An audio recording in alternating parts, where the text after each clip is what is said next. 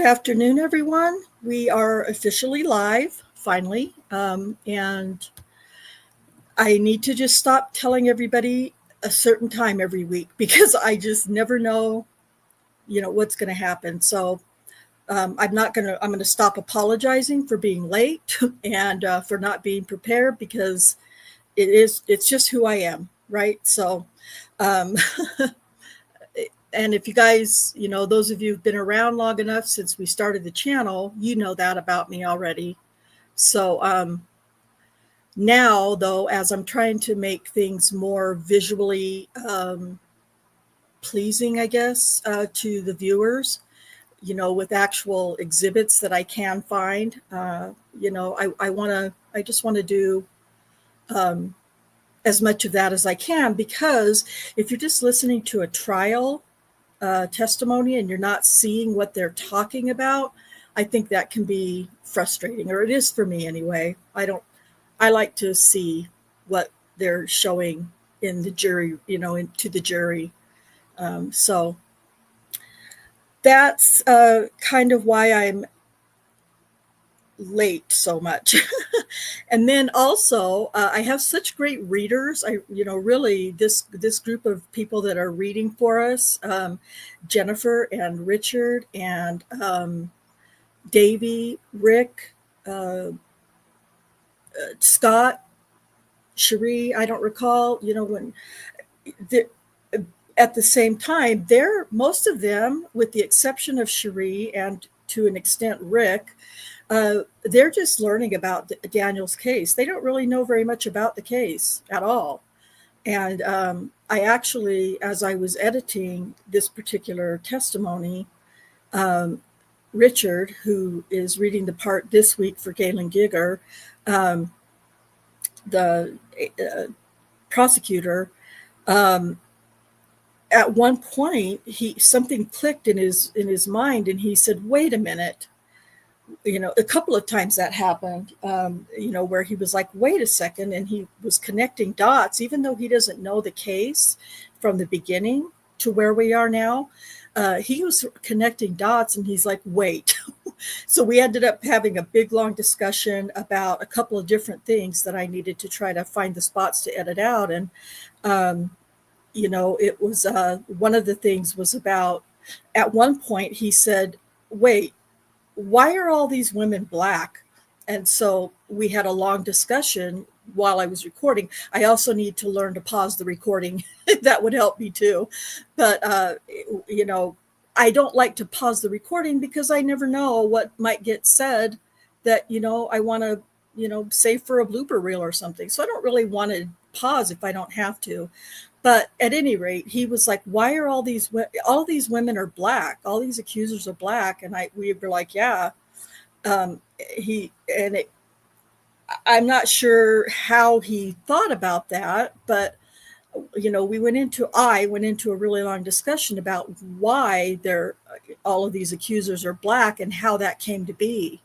And for those of you who are familiar with the case, that Timothy Musney, lieutenant of sex crimes, I got to not read the comments over here because it's distracting me. You guys are killing me already. K being black women's panties. Anyway, if you've been around from the beginning, Daniel's case from the beginning, that the sex crimes lieutenant, Timothy Musney, who was the supervisor of the two detectives, Kim Davis and Rocky Gregory, that's what he did. That's what Timothy Musney did. He was the one who created the demographics of women. And I've said this 1,000 times on live streams. Timothy Musney, and there's record of it, and Kim Davis puts it in her reports every time she writes a new report, that he asked for them to go out and search for these specific women. And they were all black women who were in Daniel's patrol area. And they were, which is, by the way, that area is a high crime area that Daniel patrolled in. high crimes for all kinds of criminal activities, prostitution, drugs, selling and doing drugs.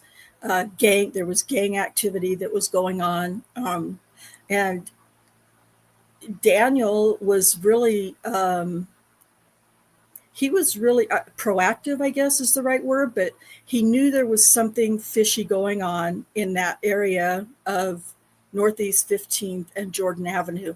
And that's literally the corner house of where Tabitha Barnes lived at the time. And, the years that Cherie and I have been working on this case, we know that Tabitha Barnes has we know of at least two women, I guess I should say. We know for a fact at least two women of these accusers who knew Tabitha Barnes and were involved with her and her drug activity at her house. So as we go through these different kinds of, these different cases, and we're talking about different addresses and stuff, we're learning and recognizing that a lot of these accusers, and potentially even Kayla Lyles, who we're going to we're close to finishing up with her. I want to find out. I want more. I'm looking for more information that I don't yet have, that I'm going to have to do, on my own. And I'm sure Cherie will help me in her whatever time she has, because she's very busy. But there is a connection, and I want to see with phone calls and things like that, with phone records that we have on Kayla Lyles for the night of June 8th, the early morning hours of June 18th, 2014. Yes, Cherie, please make sure you're addressing everybody in the chat for me. I appreciate that. I want to find out from her phone records, because we have 10 or 11 pages of phone records of hers that we're not going to bore you with. Unfortunately, you're going to have to listen to it, but I'm not showing you any of the exhibits. But I want to see if Tabitha Barnes' phone number is in there. Now, we're only talking about a 24-hour period that we have of her phone records. But if there was any phone calls made from or to Tabitha Barnes in the on the 17th of June, late night 17th, or the early morning hours, I'm going to find it. If it's there. I'm not saying it's for sure. These are all just my own speculations, I guess, or thoughts. Nothing that was ever said at trial or ever claimed by any of the accusers that I'm aware of. But these are I have to know, and I think Rick and I were talking about it last weekend. I can hear something, or somebody can tell me something, or I can read something, that alleges a thing, but I want to find out. I want the information for myself. I want to find it for myself and figure out if there's more to it, or if there's something that I'm way out of my lane about. So I've never been quite as tuned in, I guess is the right word. Sorry, I'm moving around. Tuned in to Kayla Lyles' story, other than the basics. It was foul, disgusting, and all lies, of course. And the jury also thought that she was lying or something, because they found Daniel not guilty on her charges. So why bother presenting an accuser who was found, he was found not guilty of their allegations? Because of this right here, because doing this and spending more time with Kayla Lyles' case, my wheels are turning. There's something there that I need to find, and it has to do with the phone calls that you'll hear about ad nauseum, and Sherry Ellis. I've got to figure out the connection, because I know there is one. It's just a matter of figuring it out. Sherry, I don't know how you feel about it, since we've been covering Kayla Lyles, but Yeah, I feel the same way, that they're, even though some of them deny it, some of them have admitted there were connections with other accusers, and I'd like to make or to see if there are any others that we haven't figured out yet. Yeah, yeah, and I mean, we don't spend as much time now working, I guess, so to speak, on Daniel's case, because our main tasks in the past, with all the research we were doing and connecting and stuff, was because of helping to prepare for his civil trial, which the accusers dropped. So I want to I just really quick, I'm not going to go through all of the questions, but Voice of the People, who is Richard, said that it was the Asian hate thing made him ask the question. So yeah, I think it was um, because everybody has. I mean, this has always been in the news and on the streets or whatever, that Officer Daniel Holtzclaw was a white man, a white cop, a white OKCPD cop, but he's not white. He's his again. I've said this 100 times. His dad is American. His mom is Japanese, and you can see the Japanese features, or the Asian features, I guess, in Daniel's eyes, and it. So if you look at him, yes, you look at the color of his skin, which I just hate saying, but you look at the color of his skin, and he's a white man. He's a white man, but he isn't fully, American. He's mixed with Asian, Japanese. So at any rate, that's how the media played it. That's how it was talked about at trial and everywhere else that you come across Daniel's case. It was that it was a white cop. And I guess maybe I'm, I don't know, nitpicking or something, but it's, it is. I'm just stating the facts of what I know. So um, anyway, I'm gonna, because I haven't managed to get through the the editing. The end of the video, the recording that you're going to hear in a little bit, is unedited. Yay! We love unedited stuff, because you know what that did to us last time that happened. But like I said, there was a lot of conversation that was taking place while we were recording, and I was trying to edit those things out as well. And so I didn't get to. So what I'm going to do is, if I do start hearing something that's not meant for everyone to hear, I'll just try to fast forward through it as we're listening, because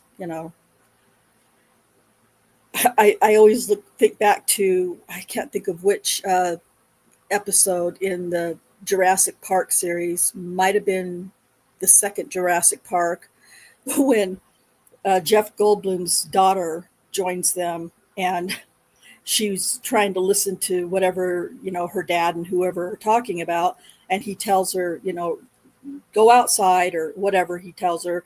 This is, and she says why, and he says because this is tall talk. So like adult talk. And so while not everything we're saying is necessary, it's just not always appropriate, I guess, for everyone to be hearing. And so I don't know if that's making sense or not, but at any rate, so I'll try to fast forward through those things if they do come up near the end. And poor Richard, Voice of the People, I think is who he is right now in the chat. He was reading. Normally, we were having him read the part for Scott Adams, the defense attorney, but we were short on readers when we were doing this one, and so he agreed to read both parts, both attorneys. And it can be done. It gets confusing, and we like to have a different voice for different, the different characters or whatever you want to call them. But it It's difficult, but we can do it. Well, it was such a hard read. It really was difficult trying to get through Gayland Gieger's twisting and turning and complete 100% leading, in my opinion, when the attorney's only getting yes or no answers from the witness. To me, they're leading. And in cross-examination, from what I understand, I don't know the law that well. Cherie could tell me, and I'll let her speak in a second. You can ask leading questions during cross-examination. From what I understand, you can't ask leading questions during direct examination. Um, like during a redirect after a cross, you could ask leading questions, if I understand, that pertain to what was asked during cross-examination. I'm making a mess of this, Cherie, help me out. Am I close or?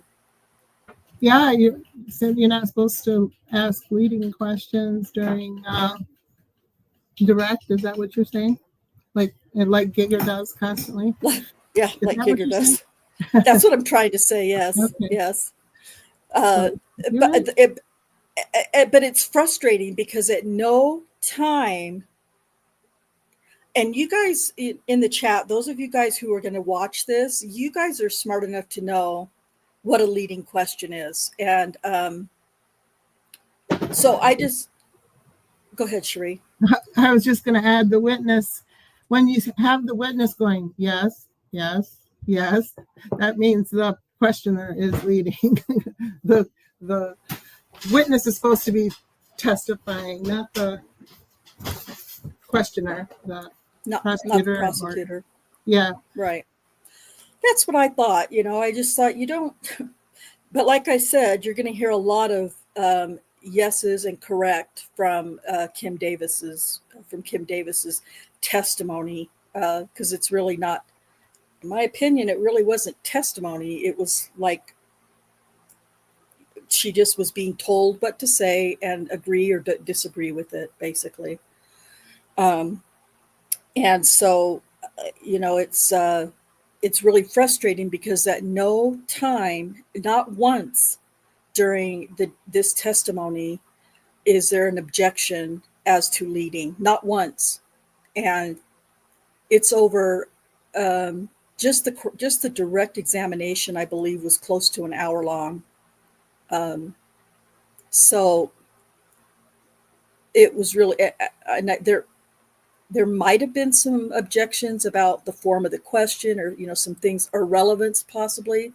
Not that I can really remember, but I think there were a couple of objections like that, but never once to leading. And so if the prosecutor is going to be allowed to just lead the witness all the way through the testimony, if nobody's going to stop him, or her, they're just going to do it. And so I don't know, maybe I'm too harsh about it. And I don't really know what I'm talking about, which is always possible.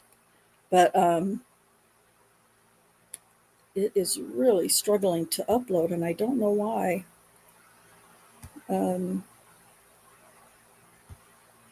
But that's okay. We can. You guys know me. I can.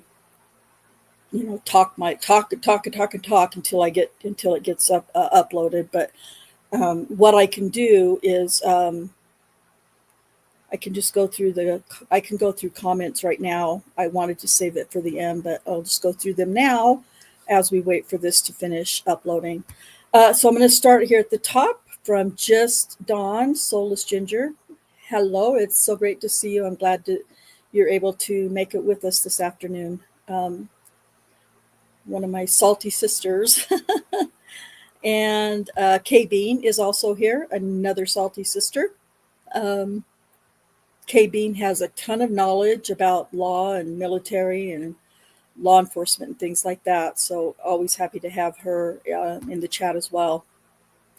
Let's see. Voice of the People, aka Richard, aka Gayland Gieger, aka Scott Adams, aka Off Label Podcast. Hey, it's great to see you. Um, he says, let's hear how bad I sound. It's not that you sound bad. I mean, you're doing a great job. It's just really hard to read what Gayland Gieger or Scott Adams, for that matter, um, are are saying, because they're, like I said, their questions are just not really logical. And then, of course, your brain, Richard, is, your mouth is going faster, something's happening, and you're assuming a line that's going to be said because it sounds logical, and it is logical, and so but it's not your fault. I don't blame you at all. But to be fair to Richard, um, he pissed off Jennifer, who's reading the part of the witness, Kim Davis, in this recording. Excuse me. He pissed her off early on while we were recording. And so she said, that's it. I cut that out, so you're not going to hear it. But um, I cut out a lot because she said, I'm going to get you. And twice he pissed her off. And so once he pissed her off the second time, she's like, that's it. So every little word that Richard was mispronounced, not that he mispronounced anything, or, but added a word, didn't put in words where they should have been, the wrong inflection, whatever little mistake Richard might have made, she called him out on it. So he was a good sport, but at the same time, I know it can also get frustrating. But I didn't want to. I didn't want to keep all of that in, so I was, trying to edit those things out. But I just, Richard, you were doing a great job, and so, and I was fine with Jennifer teasing you too, and calling you out on every little thing. That was all fine too. But it's really hard to read the parts for Gayland Gieger and for Scott Adams. So you deserve an extra, I don't know, high five or whatever. But don't be so hard on yourself. What's that, Cherie? A gold star. A gold star, yes. I can hand out gold stars easily somewhere. But yeah, be nice to yourself, and you're doing fine. And we have Sheila. Hi, Sheila. It's great to have you in the chat. Thank you so much for being here. I appreciate you so much for always being able to be here. And then let's see, we have folks just saying hi to each other in the chat, which is great. Just on. Yes. Thank you, sweetie. You are also a beautiful. Just on. Never met her. Never met most of the people. The only people in this chat who I've met are Cherie, but the rest of you, you guys have all been really great, great sports, and really tolerant of my rants and stuff on other live streams. So you guys are awesome. Thank you so much. Let's see. I don't know why the video is trying to render as it's uploading, and I don't know why, because I was really good about rendering as I went, but at any rate, we'll get there. It's fine. This is when I said I got to stop reading the chat because you guys are distracting me and making me laugh. Black women's panties. Yes, the panty raid. KB remembers the live stream about the panty raid. That was so funny. And let's see. Voice of the People is going to make some mac and cheese. Oh, that sounds really yummy. I've had coffee today. Too much coffee, probably. They're all black because it was political. It was, to the extent that, Black Lives Matter was involved. But, so yeah. And yeah, they had to just make a case for a white cop, sexually assaulting black women. And so that's what That's what Gayland Gieger, or that's what Timothy Musney did. Under your scars. Hey, girl, how's it going? Peace to you as well. Let's see. Um, TJ is in the chat. TJ, it's great to see you again. I love when you're able to make it with us and offer your thoughts and words and opinions and experiences, real life experiences of, you know, your run-ins with in Oklahoma City. Bad place if you want my opinion. I've already told you, but Muffin Rando, hey, it's great to see you again. Muffin Rando sat in on some recording yesterday and has been on a vacation in the last week or so. It's great to have you back and welcome. Let's see. Muffin Rando's stalking K Bean. Be careful. Listen, don't be doing no stalking on my channel, okay? Just kidding. K Bean says we love unedited. Well, you're probably going to get some unedited today if this will ever finish uploading. And like I said, I might have to fast forward through some things depending on what.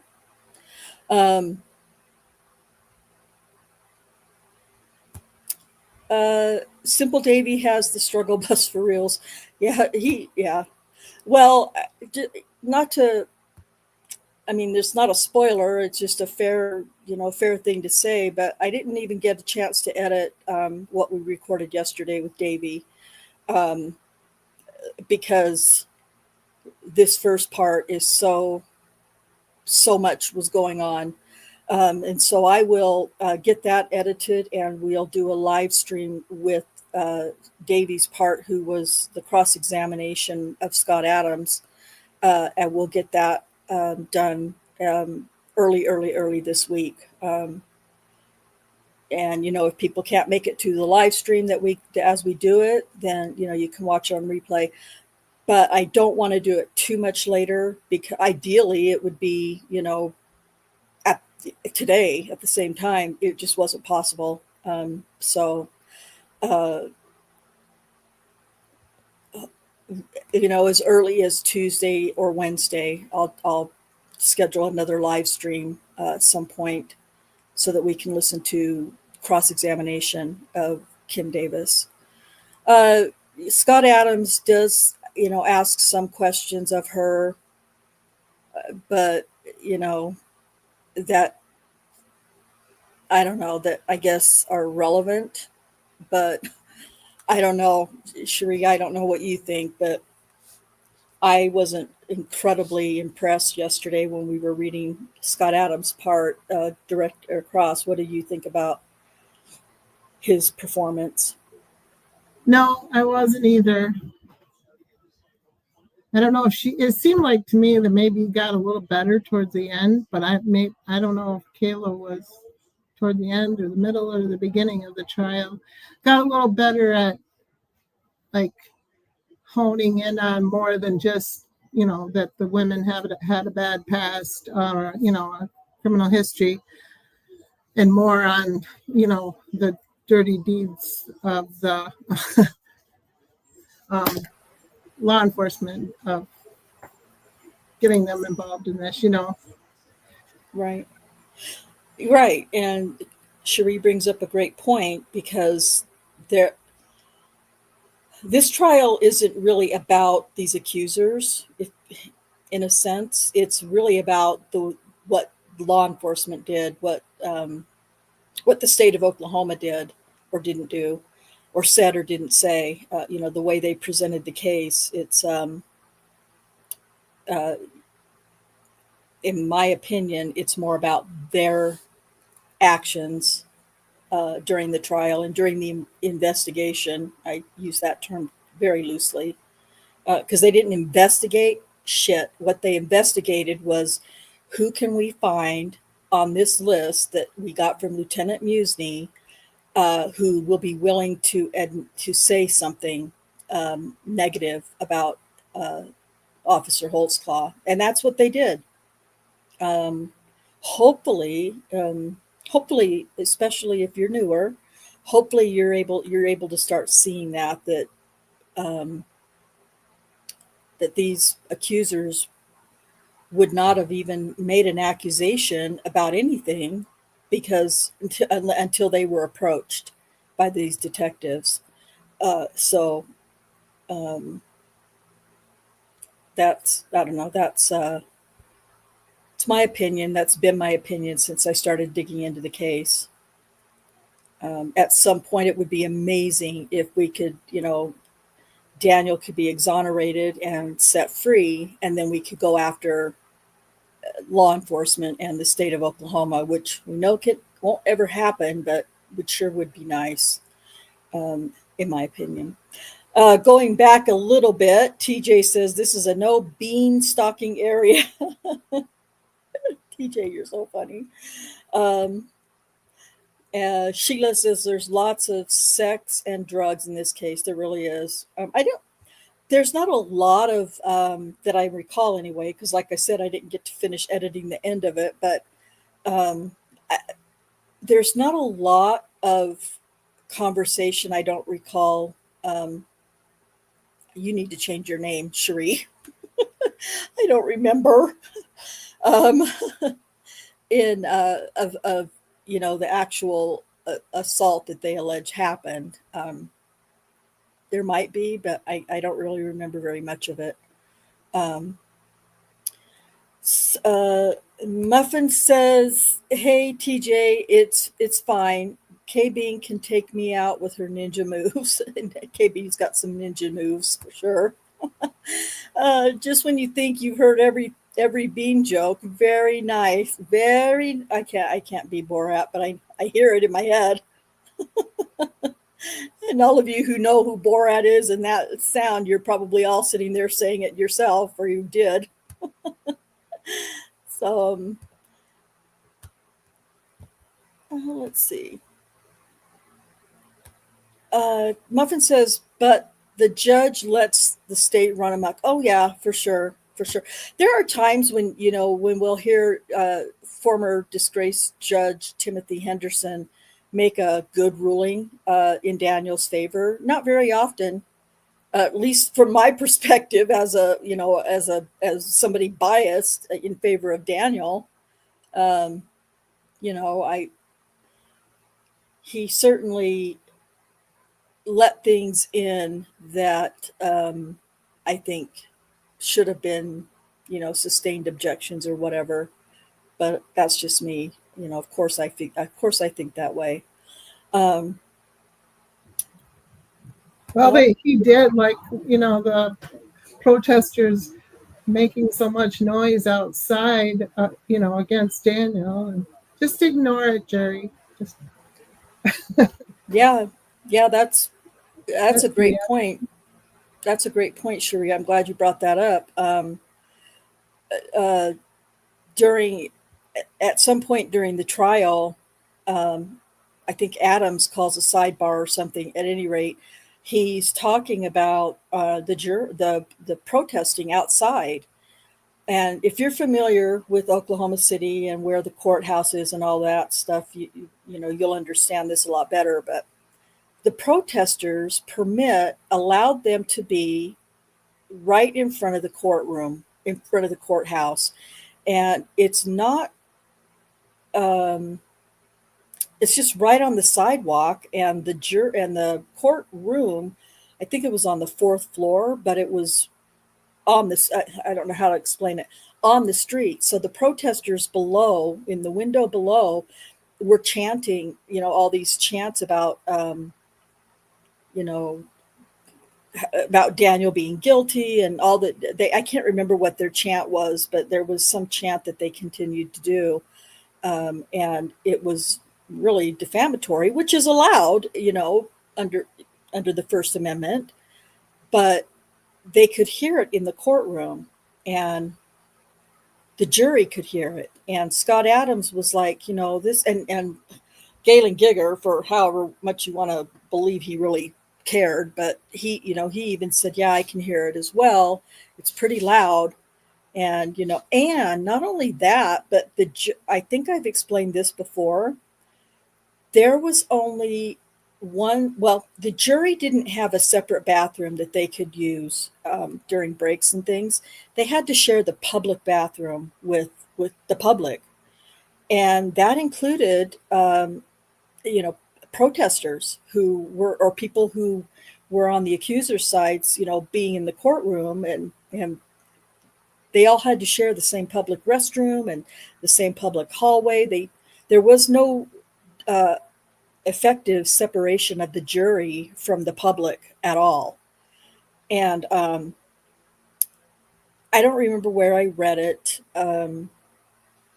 Perhaps you remember, Cherie, but I remember, and it might even be in the trial. Actually, it might be something in this part of the trial. But uh, there were protesters in the hallway and in the bathroom, I guess, who were trying to talk to members of the jury. And in my opinion, based on what I remember about it, there wasn't enough done to prevent that from happening.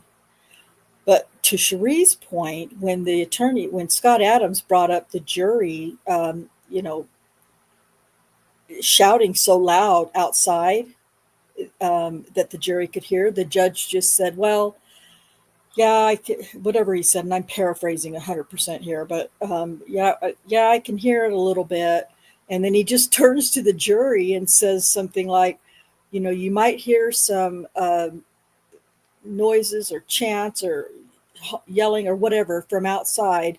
And he said, just ignore whatever you hear. What? um, and the chants had something to do with, Cherie, do you remember what the chants were? I mean, it was pretty specific. No, not off the top of my head. I remember, when he was convicted, I remember that they sang, um, Yeah, happy, happy birthday to him. It was so cruel yeah, because it was it his was. birthday. Yeah, they were really, really cruel singing, because again, if, like I said before, he was convicted. The jury came back on his birthday on December 10th, and so there's video of the jury, or not the jury, the protesters outside of the just outside of they weren't outside on the street the way it looked. Maybe they were, but it looked to me like they were in a hallway somewhere, and they were singing happy birthday. And again, we'll find the clip of it and share it. We'll probably put it in Discord somewhere when we can find it. But at any rate, if you search for it on the internet, I'm sure you can find it in Oklahoma City News. So at any rate,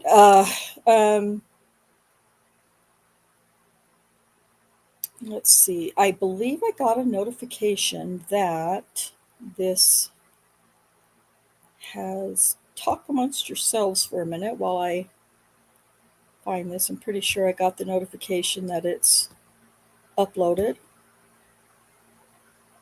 So, yes, I did. Okay, let me close this.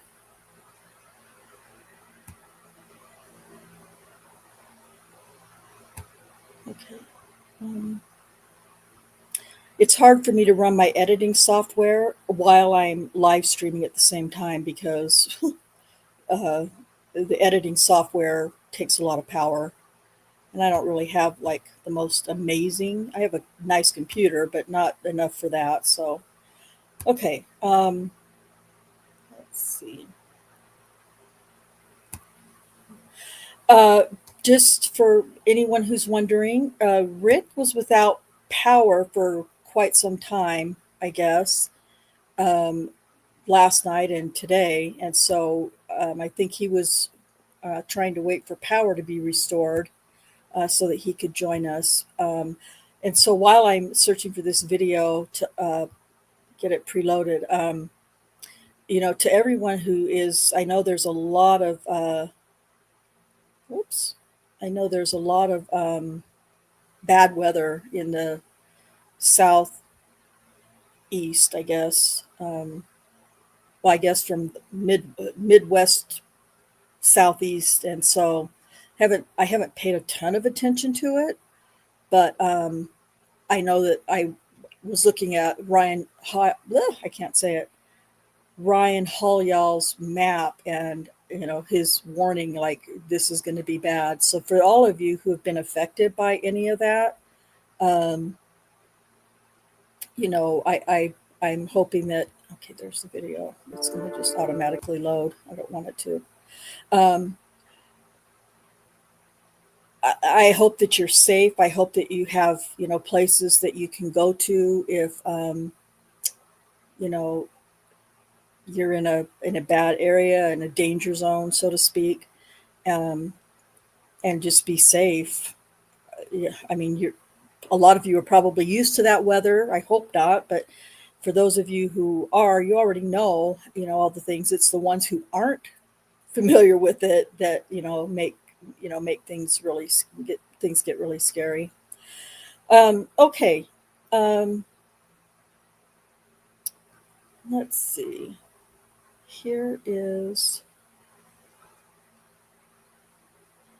Okay, I think so. I think we've got the video now is fully ready to show, and we're going to go ahead and get started. And if at some point I start kind of fast forwarding through, it's just because it didn't get edited out, and it should have. And whatever happens. So here we go with direct examination by Gayland Gieger of Kim Davis for Kayla Lyles.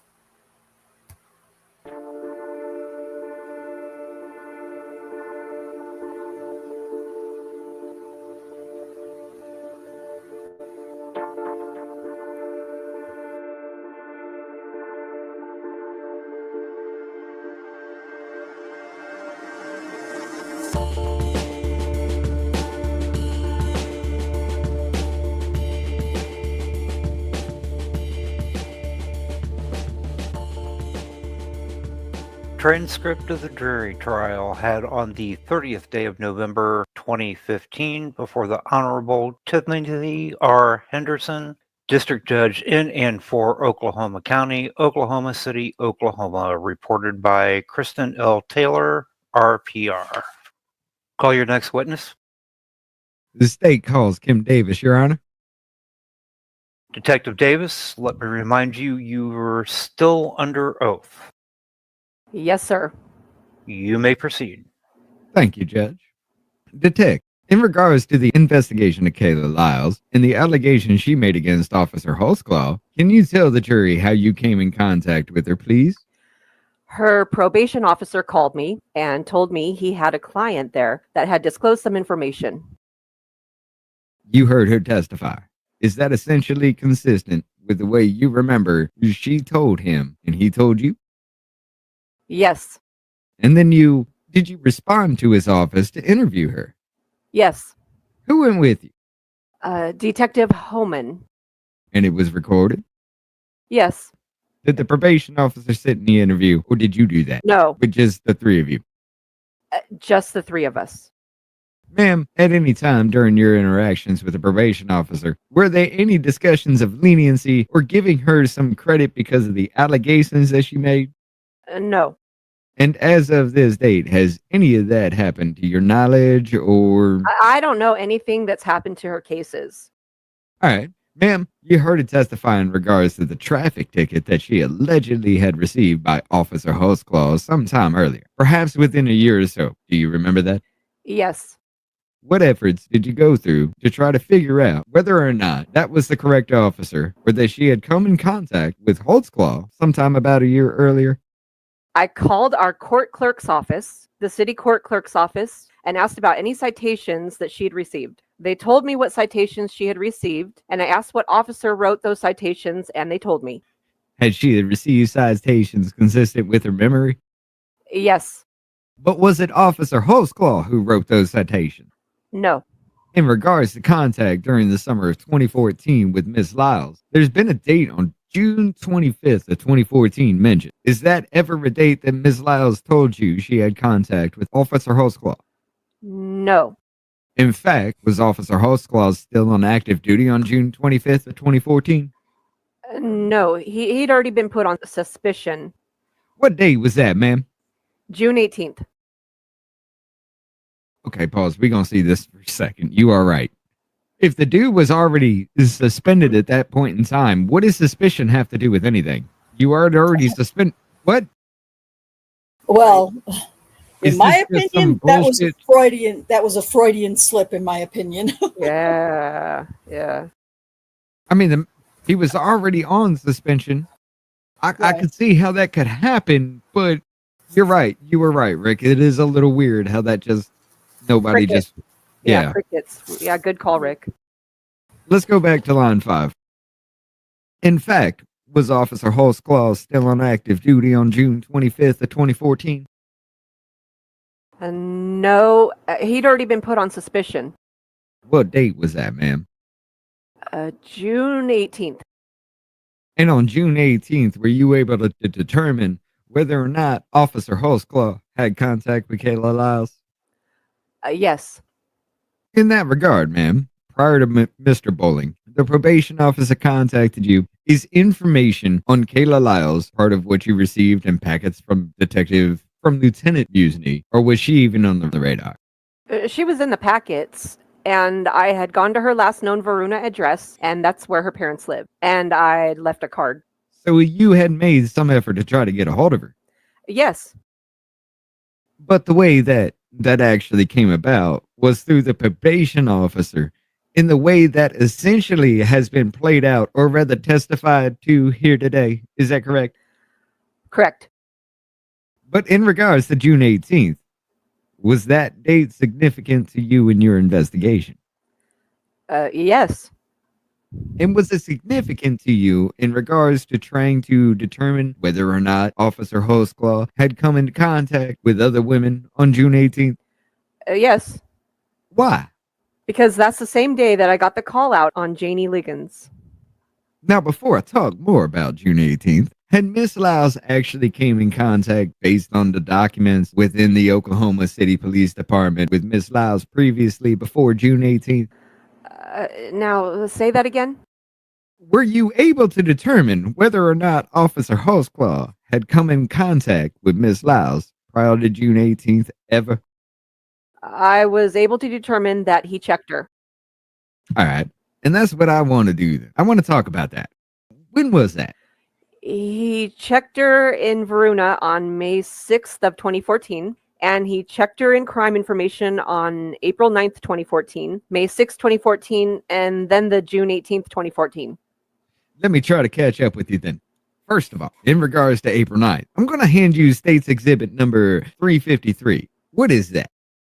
The crime information log. Okay. And for what date is that? April 9th, 2014. And does it show that, apparently, Officer Holtzclaw, in fact, her, what? In fact, did, in fact. Okay. This guy's trying to be Matlock and he's failing miserably. Right? Yeah. And does it show that Officer Holtzclaw, did check her for warrants that day? Yes. And in regards to that document, States 353, is it an accurate copy of what you were given from CIU Records Keeper? Yes. Offer States Exhibit number 353. No objection. All right, States Exhibit 353 will be admitted. This is April 9th, correct, ma'am? Yes. And if I look almost to the bottom, let me get up here. So this is a log that starts after 5:15 in the afternoon. Yes. And C45, Miss Lyles appears to be there. Black female with a date of birth. Does she come back clear on that day? Yes. Based upon this, although she was apparently mistaken about receiving a ticket for some years earlier, does it show that she had some contact with Officer Holtzclaw based upon the CIU? Yes. I'm going to show you States 354 and ask if you recognize what that one is. It's the crime information log for May 6th of 2014. Okay. And again, is it indicating that she had some contact with Officer Holtzclaw on that date in May? Yes. Is it accurate? Yes. Similarly, ma'am, 357. Is that the Verona run on that date? Yes. May 6th, 2014. And it's not actually the run, but it's a document showing that he ran her in Verona, correct? Correct. And is it accurate based upon what you were given in this case? Yes. Offer states 354 and 357. No objection. States exhibit number 354 and 357 will be admitted. There's 357 showing Miss Lyles was running the Verona system at, let's see, 1945. Is that 7:45 in the evening on May 6th, correct? Correct. The state's number 354 this is a typewritten one, but it's a CIU log, page 4 or 5 on May the 6th of 2014. Yes. There's 2 Charlie 45 in the white column, correct? Yes. Going across, you see Miss Lyles is running May, and it shows clear for warrants in May. Yes.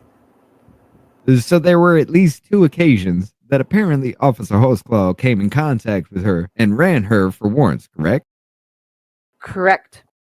In theory, I guess the officer could call CIU and ask to run someone if the person wasn't actually there. I guess in theory, correct? Yes. But do you have any evidence as to why Officer Holtzclaw would be doing that independent of her being there? No. Ma'am, in regards to June 18th, on that date, the jury heard at the beginning of this trial the recorded interview that you had with the defendant, correct? Yes. In that process, ma'am, the clothing from the defendant was taken. Correct. And there were photographs of him taken as well, correct? Yes. And did Officer Holtzclaw have tattoos? Yes. I'm going to hand you states 81 and 82 and ask you if you can identify what those are. Those are the tattoos on Officer Holtzclaw's arms. And is it standard procedure for whenever somebody is processed in jail for tattoos to be documented and or photographed? Yes. And are they accurate based upon your memory of the way tattoos appeared on June the 18th of 2014? Yes. And do those photos appropriately reflect that? Yes. Offer states 81 and 82. No objection. States number 81 and 82 will be admitted. 81 is, I guess that's going to be, if I'm not oriented correctly, that's going to be his right arm. Is that right? Yes. And then 82 is, part of that appears to be covered because of his shirt. Is that right? Correct. All right, ma'am. State's exhibit number 18 has been introduced into evidence previously. And is that a photograph of what also was taken on June 18th? Yes. In regards to the photographs of Officer Holtzclaw, can you tell me the location of the photographs as far as if it's covered by his uniform sleeves or not? Yes. It's the sleeves. The tattoos are up here on the shoulder and the sleeves cover. Did you hear Ms. Lyles testify that she could see part of the bottom of the tattoo on one of his arms? Yes. Would that be consistent with an officer wearing his uniform shirt? Yes. Ma'am, in regards to his uniform, and I apologize if I've asked you this, but DNA was found on his pants, correct? Yes. The fact that Ms. Lyles came in contact with him in the 18th, was that significant to you? Yes. And if I had asked you, I apologize, but why was it significant to you? Well, at the time that I talked to Kayla, we still had not found a match for the DNA on Officer Holtzclaw's pants. And then when I talked to her and then went back and figured out the date, I really thought we'd found the match. You thought potentially, is that based on your training and experience, that possibly this could be it? Yes. Ma'am, in regards to what Miss Lyles told you, do you remember her telling you where she came in contact initially with Officer Holtzclaw? Yes. And where was that? 16th and Lottie. And ma'am, in that regard, were you able to determine, and this, again, may have been put into evidence already, but for the purposes of Ms. Lyles, I'm going to hand you State's Exhibit number 358, and ask you if you recognize what that is. Yeah, it's the lineup for June 17th, which would cover the morning of June 18th. Okay. June 4 o'clock to 2 o'clock, correct? Right, 4 p.m. to 2 a.m. correct. Do you recall when Miss Liggins was stopped by Officer Holtzclaw? What time of day was it? It was after 2 a.m. In states number 358, is it an accurate depiction of what was given to you from the Records Department of OCPD? Yes. Offer 358. No objection. All right. States Exhibit 358 will be admitted. 358. Second shift lineup is Tuesday, correct? Yes. June 17th. And Officer Holtzclaw shows to be on duty that night. Correct. The time that Officer Holtzclaw stopped Janie Liggins was after the end of the shift. Is that correct? Yes. Ma'am, whenever you were able to search the records in regards to Kayla Lyles on June 18th and her involvement with Officer Holtzclaw, did the Verona system show that he had run her on that day as well? Yes. And likewise, did the CIU system show that he had run her on that day as well? Yes. Going to hand you states 352 and 356 and ask you if you can identify what those documents are. 352 is the crime information log sheet. And is it accurate depicting the questions that I just asked you? Yes. Okay, what about 356? 356 is the Varuna run on the people he ran. And again, it's not the run. It's a document showing that she was running the system, correct? By him, yes. And consistent with the other documents we've introduced. Yes. And is that accurate? Yes. Offer 352 and 356. No objection. States Exhibit number 352 and 356 will be admitted. Man, Miss Lyles, did she tell you that that the officer had run her in the system? Yes. She testified to that today, but she also told you that during the interview, correct? Yes.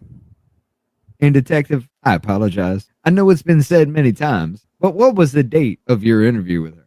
September 16th, 2014. All right. The state's exhibit number 356 shows that Officer Holtzclaw ran Kayla Lyles on June 18th, and again, it's military time. Is that right? Correct. So at 1:23 in the morning. Yes.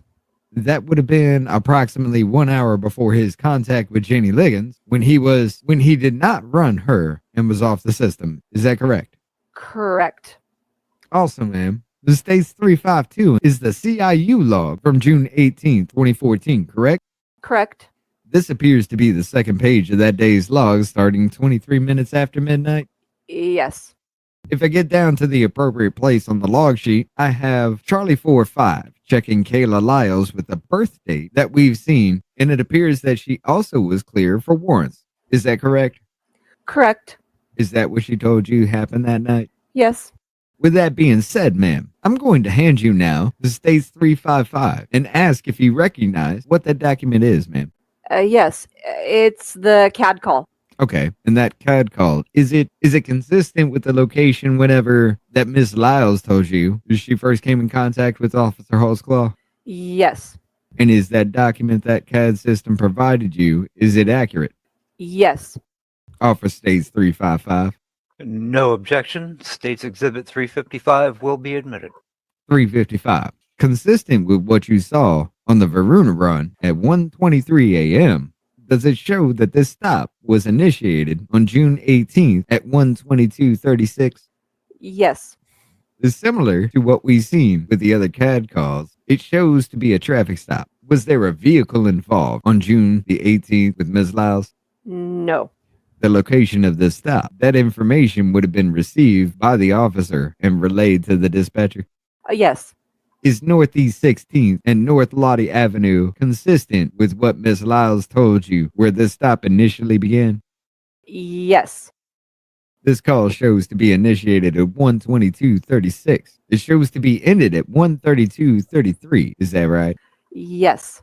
And on this one, the VisiNet mobile interface, is that indicative of an officer touching the computer and closing the call out himself as opposed to calling a dispatcher and telling them? Yes. Ma'am, Miss Lyles, did she tell you that Officer Holtzclaw transported her? Yes. And in September, did she tell you about the discussion that she didn't want to ride and that she didn't want to be seen with an officer, but he did anyway? Yes. Is what she told you in September essentially consistent with what she testified to here in court, both on direct and cross-examination in that regard? Yes.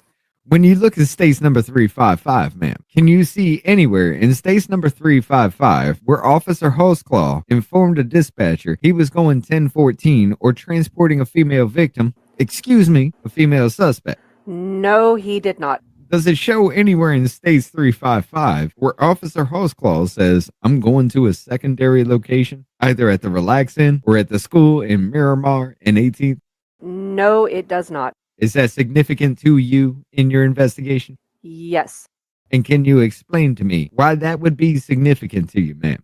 Because you don't transport somebody without telling dispatch, and you don't transport a member of the opposite sex without telling dispatch where you're going, when you arrive there, what your starting and ending mileage is. Those policies that you testified to previously in this case, had they changed in any way on June 18th? No. They were still in place? Yes. And are they still in place? Yes. Ma'am, additionally, in regards to what Miss Lyles told you in September of 2014, did you make inquiries during that conversation about the telephone usage that she had talked to you about? Yes. Subsequently, were you able, through subpoenas, to obtain telephone records from Miss Lyles on the relevant date, including June 18th of 2014? Yes. Ma'am, I'm gonna hand you a series of exhibits. First of all, 361. Do you recognize what that is? Hang on just one moment. 361. What is that? Phone records. Okay. Are those records that were obtained via the subpoena? Yes. In regards to Miss Lyles? Yes. And based upon, although they're not all the phone records you received, do they include the relevant days that we're talking about? Yes. And specifically, ma'am, when it comes to phone records, just one second. On page 10 of this exhibit, does it show the June 18th time frame that we're talking about? Yes. In the AT&T records, ma'am, are the dates includes June 18th, correct? Yes. All right. Is states exhibit number 361 accurate? Yes.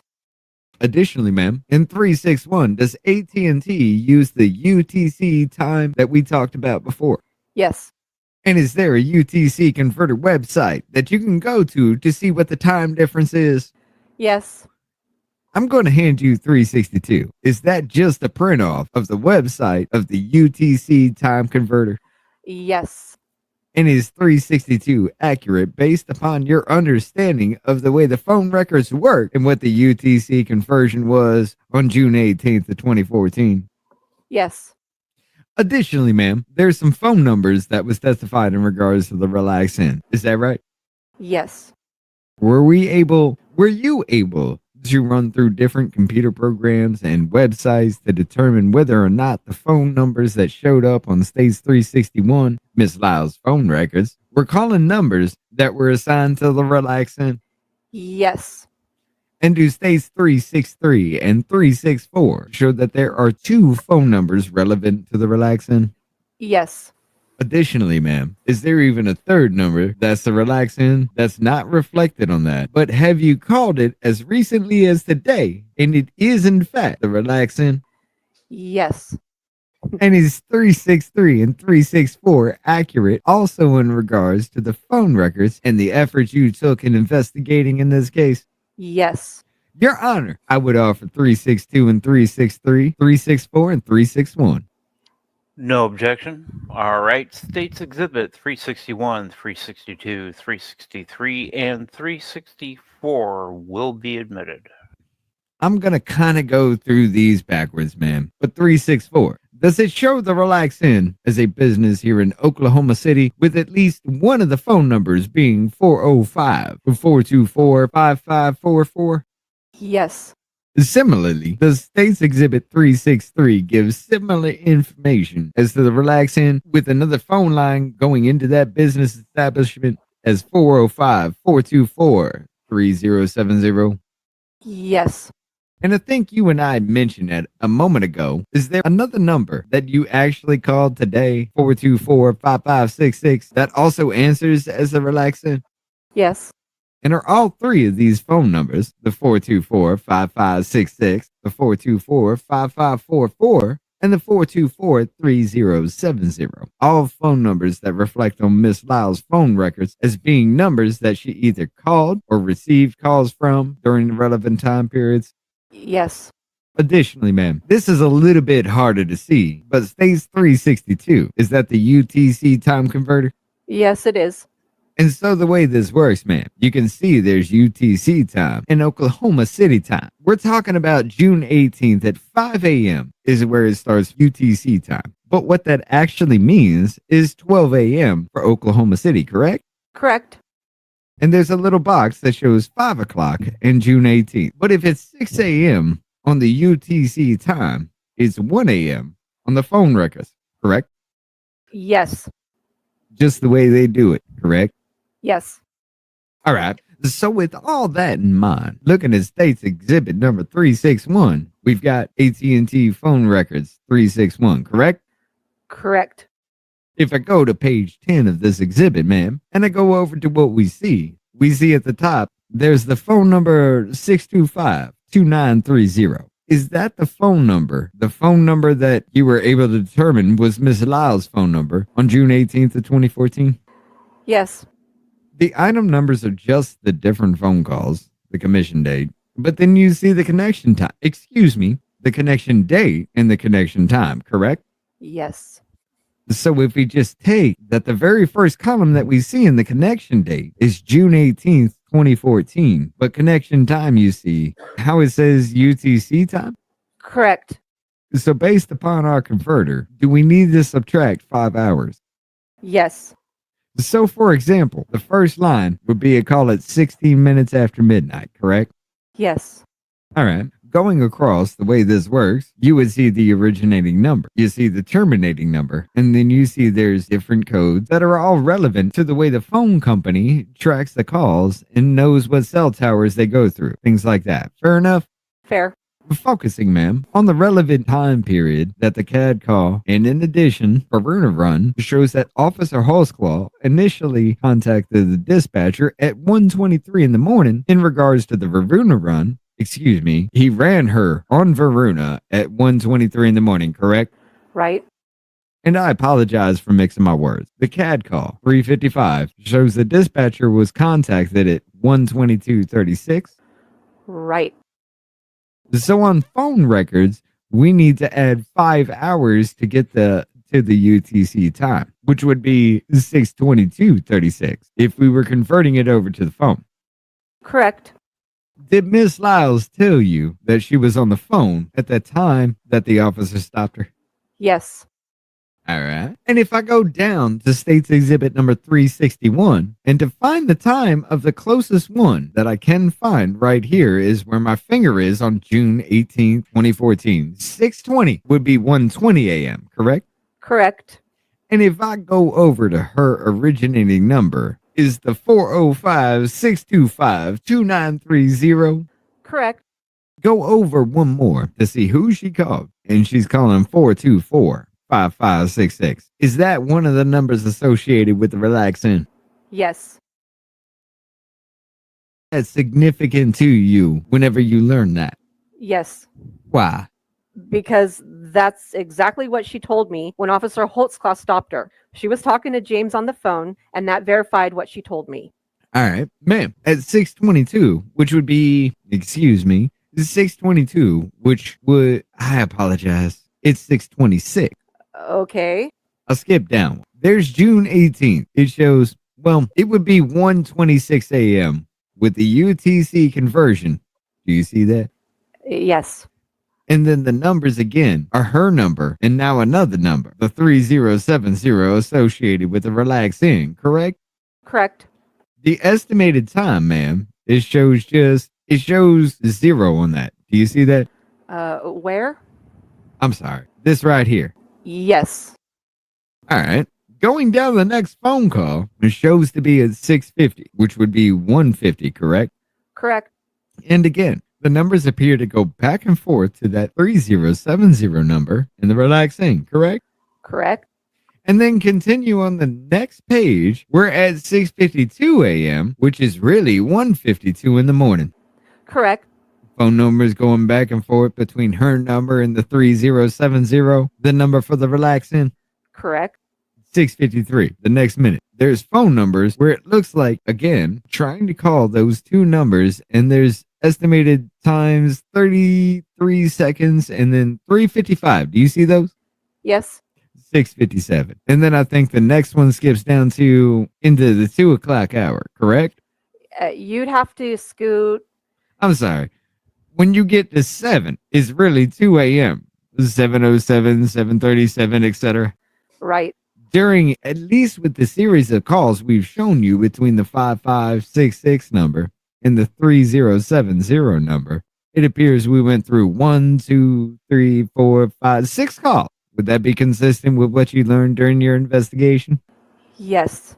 You heard Mr. Anderson testify just before we took our break in regards to his attempts to try to reach Miss Lyles in the minutes following the initiation of what he believed to be a traffic stop in contact with an officer, correct? Yes. Therefore, was states those phone records, states exhibit number 351, I believe relevant to your investigation and significant? Yes. 361, significant to you? Yes. It may be obvious, but can you tell me why? Well, because after talking to Mr. Anderson, and he told me that he tried several times to call her, it just verified the witness's story. Ma'am, whenever Miss Lyles told you about her contact with Officer Holtzclaw beginning, well, I guess she didn't know who the officer's name was, correct? Let me rephrase that. Whenever she told you about the initial contact with the officer beginning at 16th and Lottie, did she describe taking her to a school? Yes. And as she described that at this point, ma'am, had you run AVL on her? No. Okay. And this would have been in September. Right.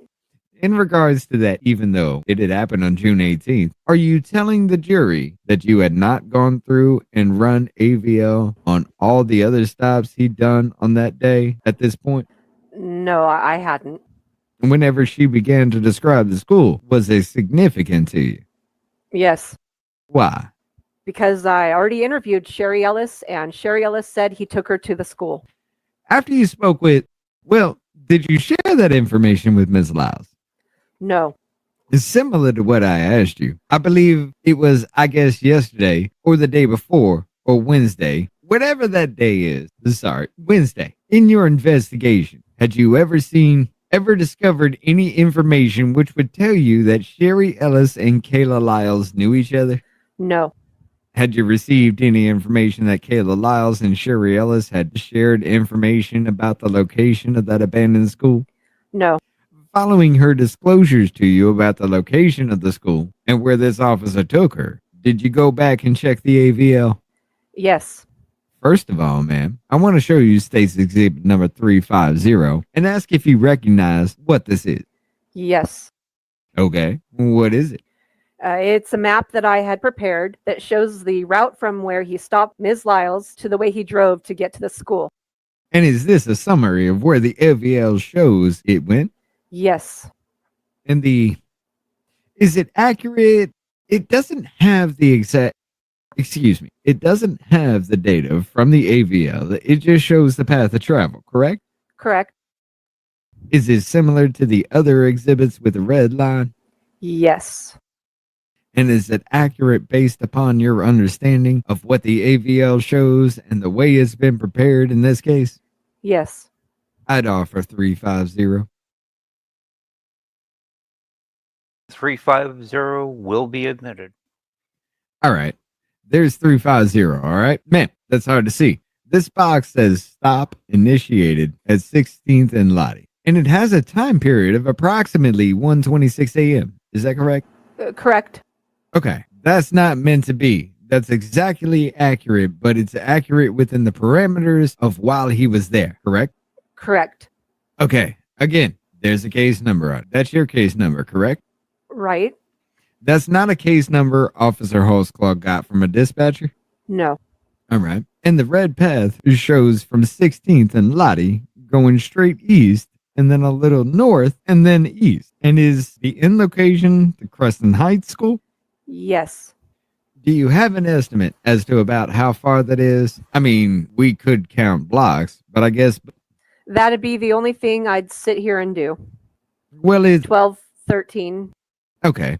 And I think this location may be becoming apparent. The school is here, correct? Yes. This white road that goes down this way, is that Miramar? Yes.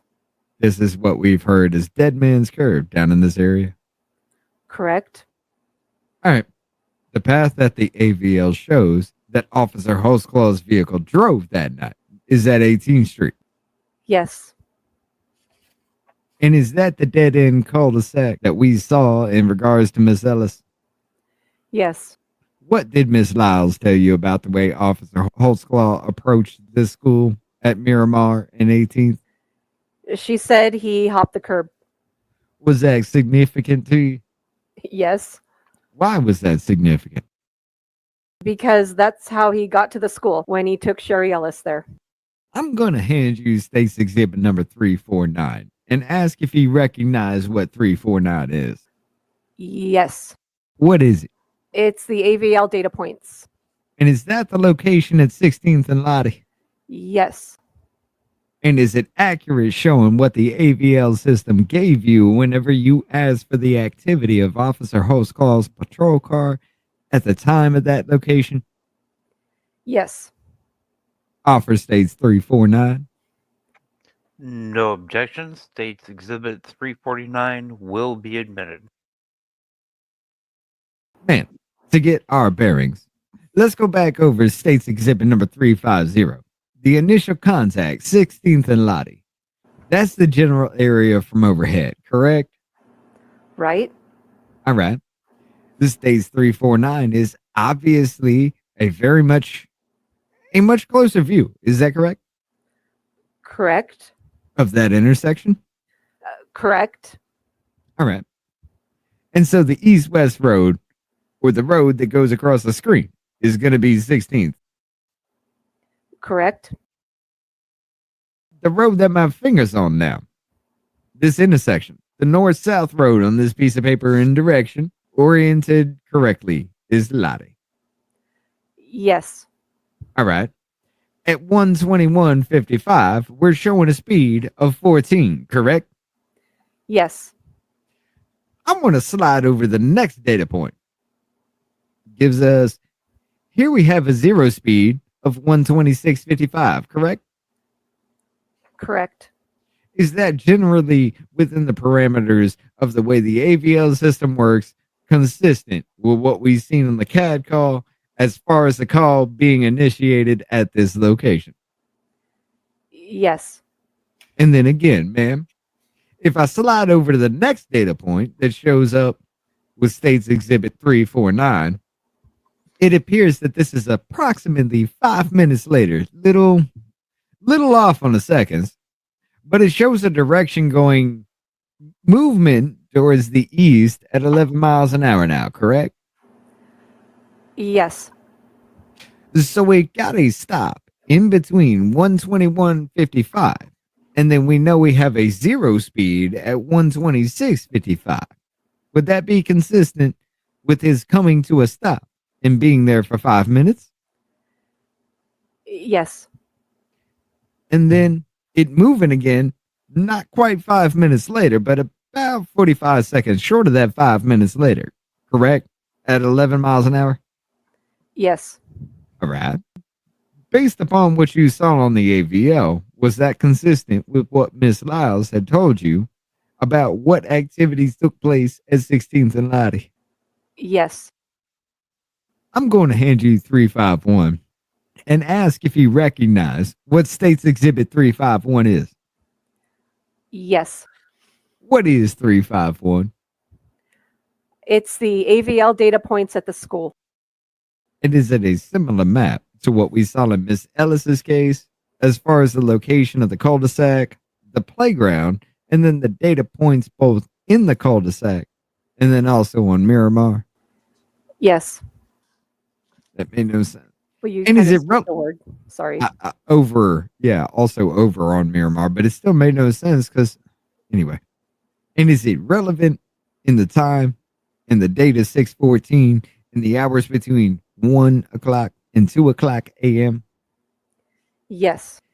And is it an accurate copy of what the AVL department gave you when you requested this information? Yes. Offer states 351. No objection. States number 351 will be admitted. An overview shows here's the cul-de-sac, correct? Correct. The school we've seen in other photographs. And then this is Miramar. Correct. Come over to the school, ma'am. What's your understanding again of how the AVL system plots the location of the vehicles if it's not on a paved road? To the center of the closest street. All right. So on these we're approximately we're at 1:35 a.m. and 45 seconds at speed 6, correct? Correct. And then we've got to 1:36:03 at speed 11. Yes. And then 1:36:10 at speed 9. Yes. And although we don't have a map with all the data points in between 16th and Lottie, and that location at the dead end at 18th Street, the direction of travel is consistent with what you have proffered in evidence in States 350. Is that right? Yes. When we get over to Miramar, again, the AVL system is putting it on Miramar, but Miss Lyles told you the car was where? In between some buildings of the school. And would that be consistent with your understanding of the way the AVL system worked if Miss Lyles was accurate as to where the car was parked? Yes. And on this one, we have the last data point we have over in the cul-de-sac showing an eastward travel is 13610, correct? Correct. And then whenever I look, the next data point that I came up through the AVL system shows it at 14110, and that's at speed 0. Correct. And then 5 minutes later, we have at 14610, another speed 0. Correct. And then approximately 114, later it shows now speed in a direction of travel going northbound, at least from 0, hits on Miramar at 9 knots, correct? Correct. When you receive this map and this information in regards to Officer Holtzclaw's vehicle movements on June 18th at between the 1 o'clock and 2 o'clock a.m. time period, was it significant to you? Yes. Why? Because it matched up with the story of what she told me that he took her to the school. And it had some 0 speeds. And knowing that the AVL is not going to plot in the school field, but to the closest street, it just matched her story.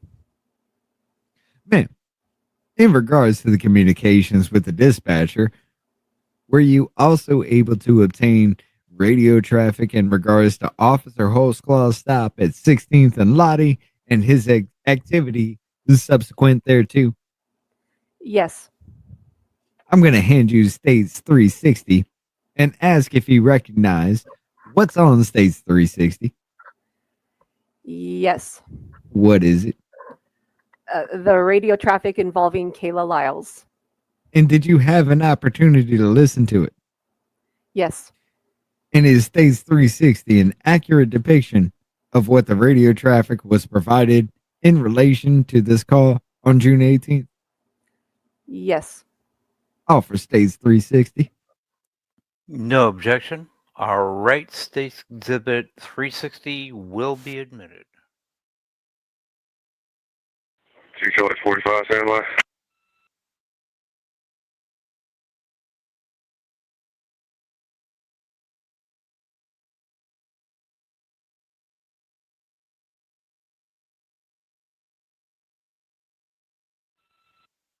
Unit calling 833.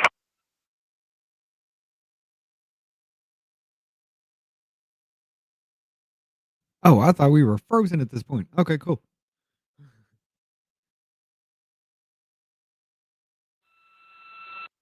Other unit standing by 800. You got 2 Charlie 45. Go ahead. One to run OSD. Last name is Lyles, Lincoln Young, Lincoln Edward Sam. First name is Kayla. King Adam, Lincoln Adam. Date of birth is 11/14 of 84. Black female.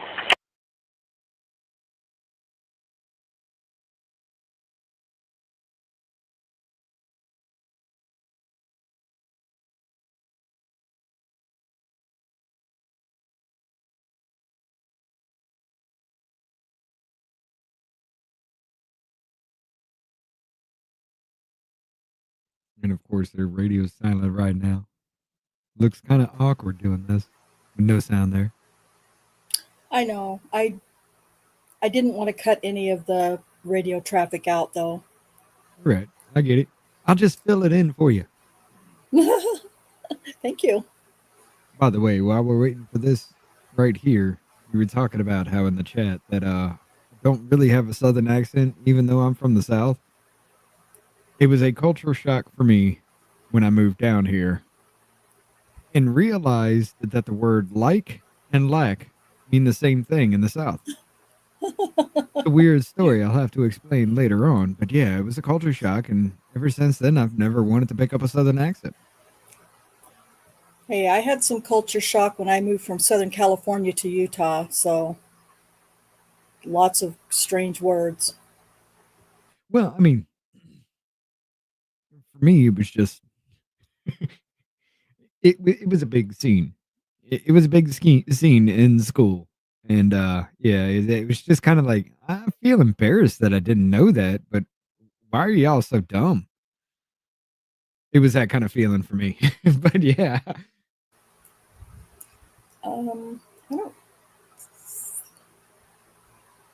Charlie 45, choose clear. Thank you. Is that Officer Holtzclaw saying I'm going out on 1 at 8? Is that Officer Holtzclaw saying I'm going out on 1 at 16th and Lottie? Yes. What is that? I just want to let you guys know that this is where the editing stopped. So I'm going to be having my hand on that fast forward button if need be. Oh, it's So going to get bad. It's going to get bad because at this point I couldn't do anything but the word correct, and that was it. That was the only thing I got right. well, I've already cut out quite a bit of the frustration, but I don't know what's coming. So He's standing by in line for crime information. Those 3 we've heard so far. Those are all the crime information unit, correct? Start over. Those 3 that we've heard so far. Yeah. Those 3 that we've heard so far. Those are all with the crime unit. Yeah. Those 3 that we've heard so far. Those are all with the crime information unit, correct? Not the out on 1. The out on 1 is the dispatch. Right. Thank you. Okay. The other 2 are crime information. The other 2 are the crime information. Okay. The other 2 are the crime information. Correct. That sounds fucked up the way I put that. sorry, this is me again. This is just a part of Jennifer riding Richard's ass like he was a donkey or some shit. Because I cut out a lot of it, but like I said, I don't know what's coming, so it might get more entertaining. Oh, let's just say it'll get a little bit more vulgar because I can't watch my mouth. But yeah. Yeah, sorry for there might be some excessive swear words, but it is what it is. It's the behind the scenes conversations that took place. Okay. The other 2 are the crime information. Correct. Okay.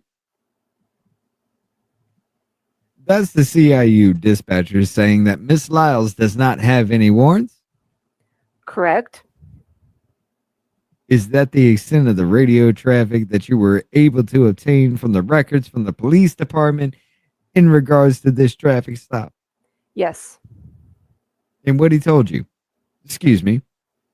What Officer Holtzclaw apparently relayed to the dispatcher that we've just heard, is that accurate with what the dispatcher apparently entered into the CIU? Excuse me. Yeah, the CIU. Yeah, the CIU system, which is State's Exhibit number 355. That's correct. Not the CIU system. That's the... I said it wrong. The CAD system. Yes. Thank you for correcting me. Okay, let's start again. I will admit, that's Let a me big start mistake to actually make for that, though. Okay, let me start again. What he said on the radio traffic is consistent with what the dispatcher was told. Correct. And this document reflects what the dispatcher was told. Correct. In looking at the radio traffic and in doing your investigation,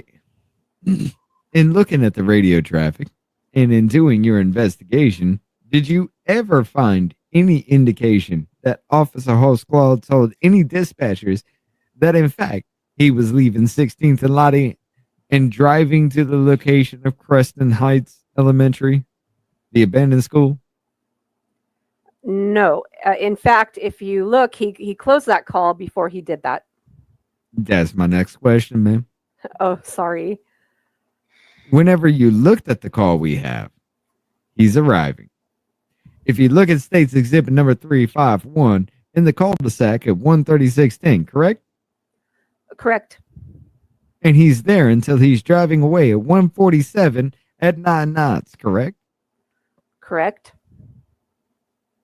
When I look at page 2 of the exhibit number 355, we know that the call was closed with the computer in the police car.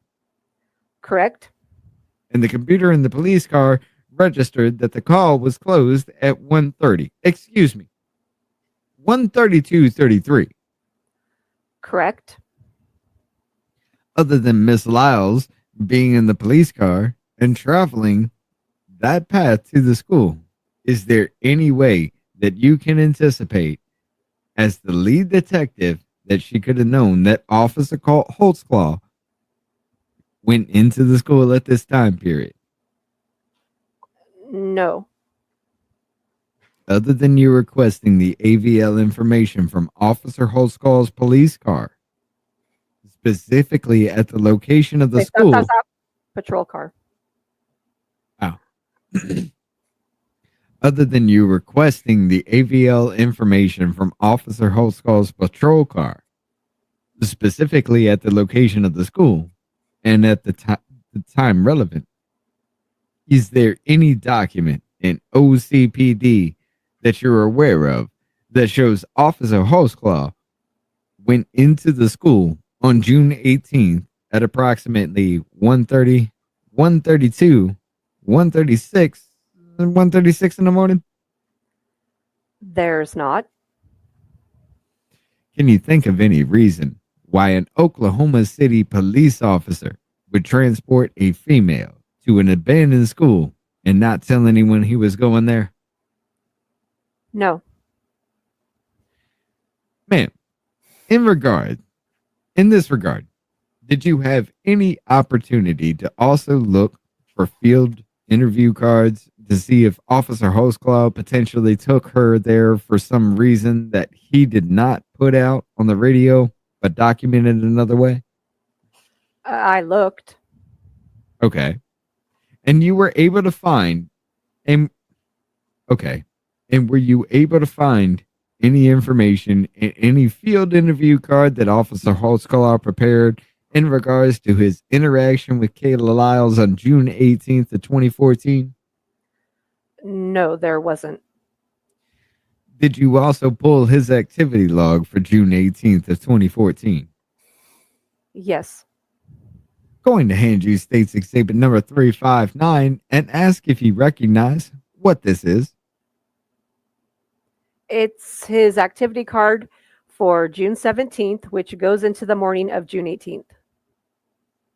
And by 1 a.m., we're clearly into June 18th, correct? Correct?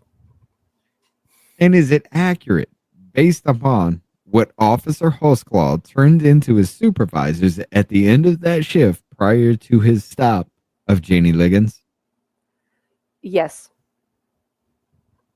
And you obtained that from your request from the internal records of OCPD, correct? Correct? Offer State's Exhibit number 359. No objection. State's Exhibit 359 will be admitted. Here's 359, all right? We got Officer Holtzclaw. And again, it's June 17th. Is that right? Try to zoom in so it's clearer. Can you see that? Yes. All right. Lineup starts at 4 o'clock. His activity is relatively consistent up to what time? 1:35. Ma'am, at 1:35, does he show that he's opt out? Ma'am, at 1:35, does he show that he's out on a subject at 16th and Lottie? Yes. But does he says it ends that at 1:35, correct? One more time. But does he says he ends that at 1:35, correct? Right? Wait, let me do it again. Right. Does he show on his lineup that he transported that individual anywhere? No. Does he list the secondary location? No. I was sorry for the pause. I was going to leave this for a discussion after this is over, but I feel like I need to say it now. They're talking about whether or not Officer Holtzclaw called in a 1014 when he transported Lyles from 16th and Lottie to 18th Street. Right. And then also, did he put that on a field interview card? He didn't. And I would strongly argue that's because he did not transport her from anywhere. When he stopped her on 16th and Lottie, and it shows that he picked up his speed going east, he didn't have her with him. And the reason I'm so firm on that is because in every other accuser case where he did transport a female, Rosetta Great, Adara Gardner, who you'll hear coming up in a little while, and I can't remember. I think there was another one. He does have the radio traffic where we have the radio traffic where he called a 1014 that he was transporting a female from one location to another. So maybe that's weak. Maybe that's a weak, proof that I'm offering. But I refuse to believe, especially because they're not giving you any AVL points between 16th and Lottie and when he gets to the cul-de-sac. We don't have any AVL points, data points. Right. And I put those notes, as it was going by, but why are there no data points from 16th and Lottie to the cul-de-sac? Right. Because I refuse to believe that he did that distance in less than 4 minutes and 59 seconds. Well, I mean, we could, and I haven't done this, I should, but we need to look at the time from, when he's at 16 mph or knots, whatever they were using at the time, because they, we know they interchange those. I did cut that all out because it was so much, anyway, that's a whole other topic. But anyway, I need to figure out the time. And it's only, she says, Davis says that she doesn't know what the distance was and she could count blocks. I guess we could count blocks. Or you could have gotten in your fucking car and driven it from that location to, the cul-de-sac. That could have easily told you. Well, come on, Rhonda, that makes too much sense to do.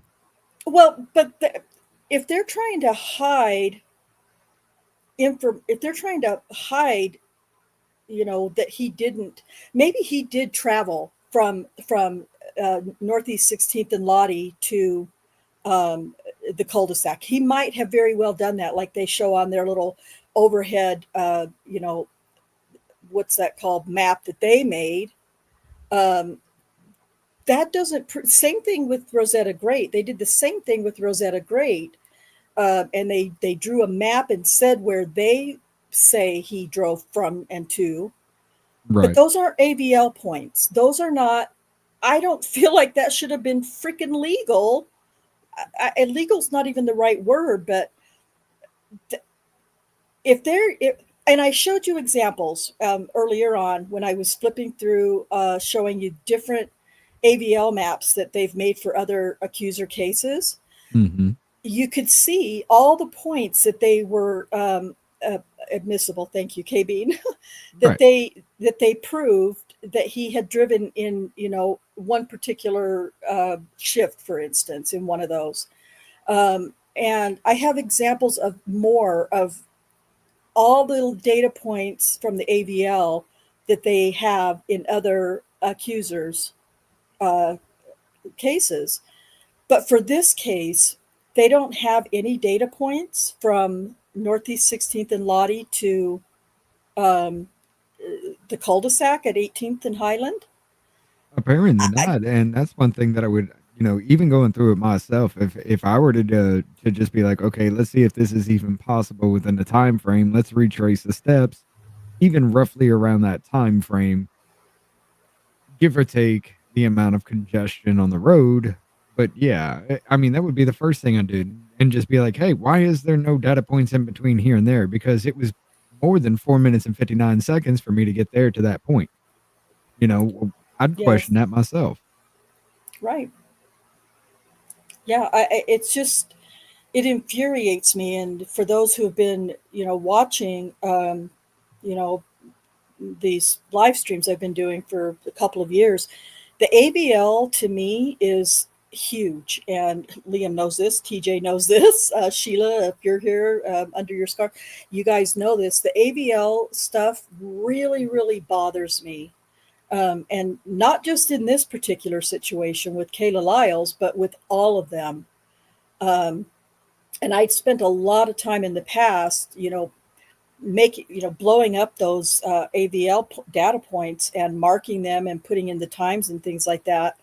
I just know I haven't found anything concrete, but I know that to me, there's just something nefarious, I guess, is my only word. And I'm just speculating on all of this, but it's just nefarious to me that, they had the data points for some locations, but not others.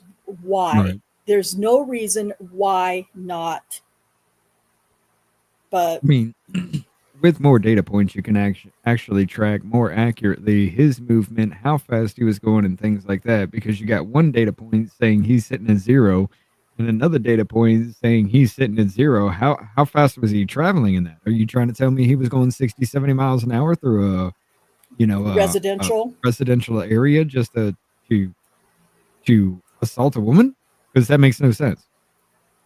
Right. Anyway, I just wanted to, there, and then of course, we're going off of the words of a I know I'm not supposed to do this, or I shouldn't do this, but somebody who we know is a liar, and will try to skirt any responsibilities with probation and all those things. Oh yeah. And she lied about, the tickets, and, she was sure that Holtzclaw wrote her the tickets the year before, and that was proven to be a lie. And so we're again, I kept to keep reminding myself he was found not guilty on all of her charges. That's not the point, though. The point Necessarily. is that it was allowed to happen in court. Everybody knew that was a lie, but yet it was still allowed to happen. Yes. Yep. Okay. Let me get back on this. At any time during your conversation with Ms. Lyles, either in September of 2014 or at any other times, at any time during your conversation with Ms. Lyles, either in September of 2014 or at any of the other times where you've talked with her, including a week or so ago, 2 weeks ago. Well, it's been longer than that. In October now, whenever you and I talked to her at the county jail, did she ever ask you to take care of her probation or any new pending charges for her? No. Did you ever offer to do that? No. As far as you know, ma'am, has Miss Lyles filed a lawsuit in this matter suing the city of Oklahoma City? I have no idea. Ma'am, during your interview with Ms. Lyles, were you able to inquire of whether or not, ma'am, during your interview with Ms. Lyles, were you able to inquire of her whether or not she would voluntarily submit a buccal swab? What is that, buccal? Buckle. Okay. Like the buckle on a belt. Ma'am, during your interview with Miss Lyles, were you able to inquire of her whether or not she would voluntarily submit to a buccal swab? Yes. And what was the reason for that? I'm still trying to identify that unknown female DNA on his pants. You're now within a couple of hours, maybe less than that, depending, within an hour or two of his contact with Janie Liggins, correct? Correct. Did you submit her DNA swab to the serology department of Oklahoma City Police Department laboratory? I did. And was a DNA profile for Kayla Lyles obtained from that? Yes. Ma'am, did you ask the serology lab to make a comparison of DNA from Kayla Lyles and her profile to the unknown female DNA profile on Officer Holtzclaw's pants, which were taken into evidence on June 18th? I did. And was it a match? No. And was that significant to you? Yes. What did that mean in your investigation? What did that mean to you in your investigation? One more time. And what did that mean to you in your investigation? And what did that mean to you in your investigation? Still needed to keep looking. Pass the witness. All right. Cross-examination.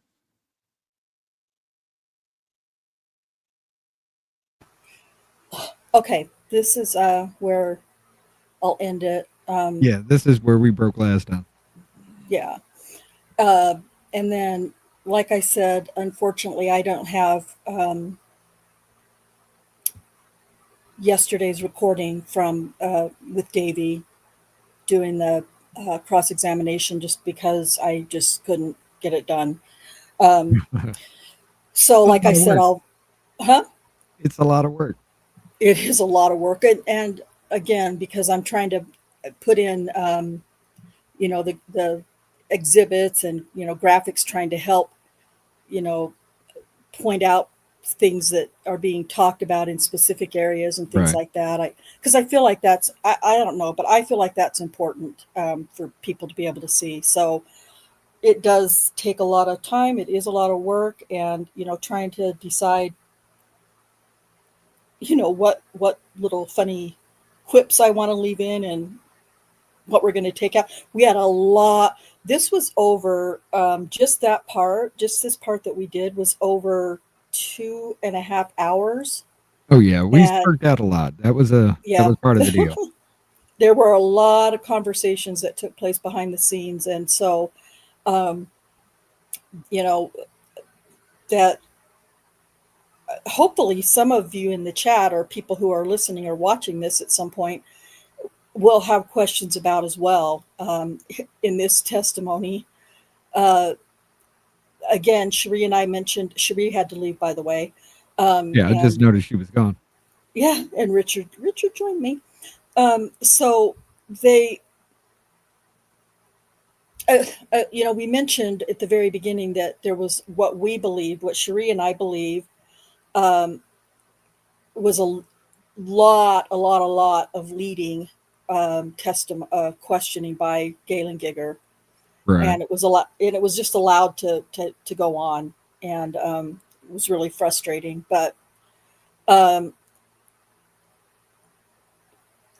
there was early on, there was when we were talking first about the call logs, for instance, of Kayla Lyles and the relaxing and all that was so frustrating because number one, it seemed like they were just so desperate to try to prove that she made these phone calls, but none of that mattered.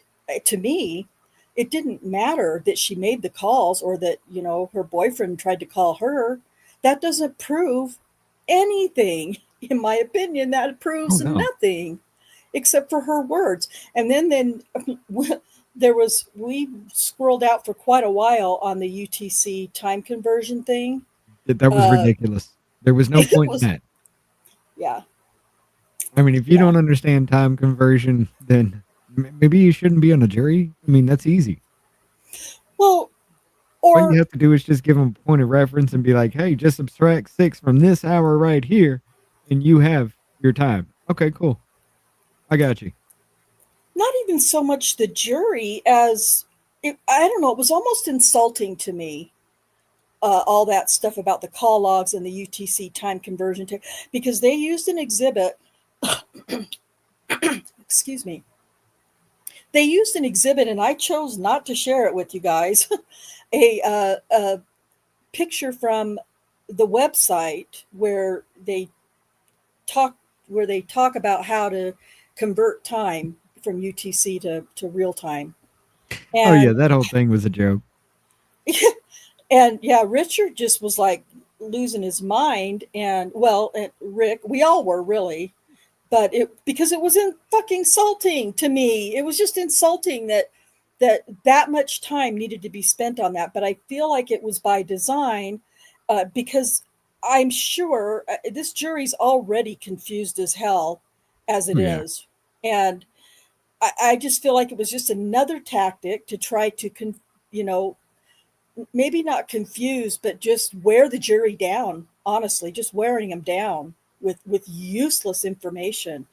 But because they were so intent on proving her the times of the calls and things like that, it sparked another thing in me, like I mentioned earlier, about wanting to see, what other phone numbers are in that call log. And it's only a 24-hour period, and it's 11 pages to go through, but to find out what other accusers' phone numbers might show up. Probably none. But go ahead, Richard. No, I was just kind of like mumbling, just being like, yeah. You got a point with that. Yeah, because I will freak out if I find, I'll freak the hell out if I find Tabitha Barnes' phone number in that call log in that 24-hour period. I probably won't. I'm just going to make sure I'm not setting myself up for disappointment. But it was just, they spent so much time trying to prove that he called or she called, during the time when her boyfriend thought it was a traffic stop and all this crap. None of that matters or means anything. Just like with all of these accusers saying certain things happened, all these things happened, just because they said it happened and they are testifying to it, it doesn't make it true. What would make Right. it true is what Kay Bean alluded to in the chat. Body worn cameras would have been nice. Yeah, they sure would have, and so would dash cam, because those even with the AVL, that means fuck all, in my opinion, because all it shows is that he was there and had the encounter, made the stop. That's it. Doesn't prove any kind of assault. Well, Just see, with these kind of arguments with people, I've learned to take it to an extreme kind of thing, to be like, there's no way you would agree that this is a good thing. And for this kind of situation, I'd bring it to a whole thought of, okay, let's put it this way. You go to visit your friend, right? You're there for a little bit. Then you leave your friend's house. A couple of hours later, you get a call from the police saying your friend has been murdered, and they have DNA evidence of yours that puts you on the scene. Does that say you murdered your friend? right. Exactly. It's just evidence that you were there, not that you were the one that committed the crime. But Right. everybody's just like, when they talk about like proof and evidence and all that, and I want proof. Well, okay, fine. You want proof of what? Beyond a shadow of Yeah. a doubt, because that's what you need. Yep. But Yeah. just because I found DNA evidence that you were at the scene of the crime doesn't make you the perpetrator. Right. Yep. It's that kind of situation. It's things like, especially, look, I get it. It is a nice way for our judicial system to work, but that also lends credence to the fact that humans aren't stupid, Right. Yeah. Like, individual people are smart. You put them in a group, they get exponentially more dumb. I agree. Well, yeah, too many thoughts and opinions are coming in. I want to Right. see if I can find And that's what I do not like about a jury, but what I do like about the jury at the same time. And I'm gonna right. Yeah. show I you what know. a little clip here. I'm just gonna share my screen with you guys real quick, but I want to show you a little clip here of something that like the jury selection. This is from a little movie here. It's a little clip. This is from a movie called The Judge. You go ahead and load that up real quick, Rhonda. Oh, can't you do it? I Nope. I I guess don't have not. control. Um, 4%. Oh, wait, hold on. It's giving me a note here. From streams from the stage. Okay. Jeez. Okay. There we go. And I'm just going to give it a second here. Make sure. Okay, it is showing up on YouTube. But this comes from the movie The Judge. I love this. In this movie, Robert Downey Jr. plays an excellent lawyer with very, very questionable morals, until he comes across a case with his own father, who is a judge, that is starting to show signs of dementia.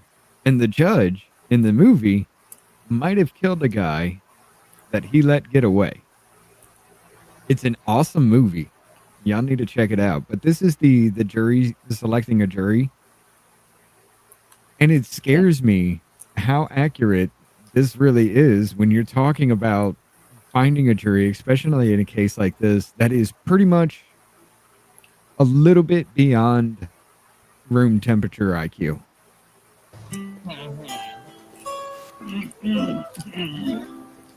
Don't get me a strike. Yeah, that's right. We can't do that. But yeah, in here he just talks about, like, going through the jury selection, things like that, and how you want people who are intelligent people who will listen to instructions and follow the evidence. No, that was just a crackpot. Those I can persuade to swallow their own tongue. Anyone who's You can- seen a Sasquatch. You can play it. Just pause it. Right. minute or I so don't even in. want to go that far, but like moon landing deniers, those are our people. You know, those are the people he's looking for. So when he stands up to ask them, he says bumper stickers. And he got one on their car, truck, RV. And what do they read? Exact words, please. And then we got this woman. Oh, come on. Show it. It just spells out tolerance with religious symbols. And of course, he says no. Yeah. This one was Willie Nelson for president. Did he seem like a good candidate? Never got him on a felony. Of course, he's chosen. It's that kind of thing that really scares me, that these are a jury of your peers, Mm-hmm. and your peers are just above the ability to act on your own, you know, to be a sentient human being. And it scares me, but I love this movie so much. If you guys go watch it, it's great. It's called The Judge. Robert Downey Jr. And there's a few big names in this movie, and it's great. It just tracks a judge with questionable morals who comes home to his family after not being around for a couple of years, and then gets kind of not railroaded, but guilt tripped into giving his father representation, because his no, my computer's there, because his father is coming up against the trial where he might have accidentally run over a guy that he let get away in a court trial. It's an awesome movie. But yeah. Yeah, I'll have to. I've heard you mention it before. I think I've seen it actually, but it's been a while. So I Right. need to, because I watch those kinds of things all the time. So Oh, you love that um, movie. It's great. yeah, I'm gonna check it out. Um, yeah, so I wanted to bring up this point as well. K Bean said, Jennifer, if he's sneaking around, why would he call in that he's even transporting a female? And that's kind of been one of our big arguments all through this. Is he's making he's calling in all of these stops that he's making, and and giving a location of where he is. If he is getting ready to sexually assault somebody, why would he be giving his location of where he is with an individual that he's got on a stop? Because there's no telling. And Dropping things over here, my bad. huh? I said I'm just dropping over things over here, my bad. Oh, you're fine.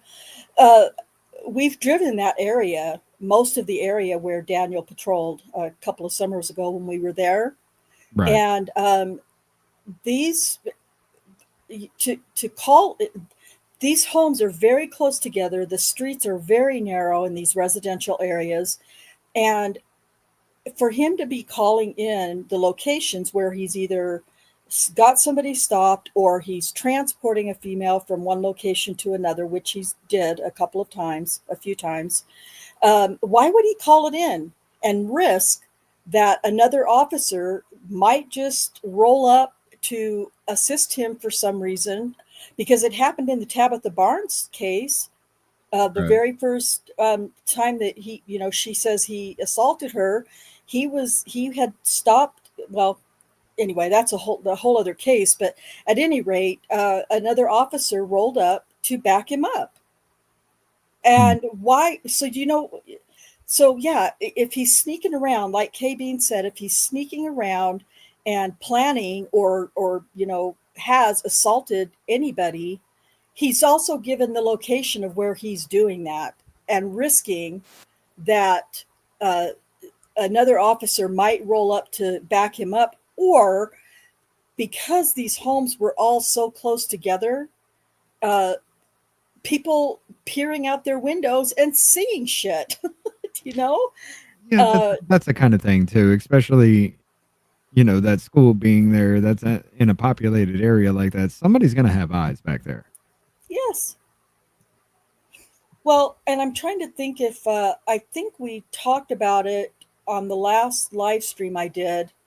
I think I showed pictures. I think it was Monday or something, and you guys, anyway, I showed pictures of the homes that were right there across the street from, right on Miramar, right across the street from this location where he allegedly sexually raped, basically, Kayla Lyles and Sherry Ellis. And, it just, not only neighbors who, tend to keep to themselves and not really leave their homes, but these were high traffic, high crime areas. Anybody could have been walking around or walking by and, caught him doing these things if he were actually doing them. So Right. it's frustrating as hell, that that things are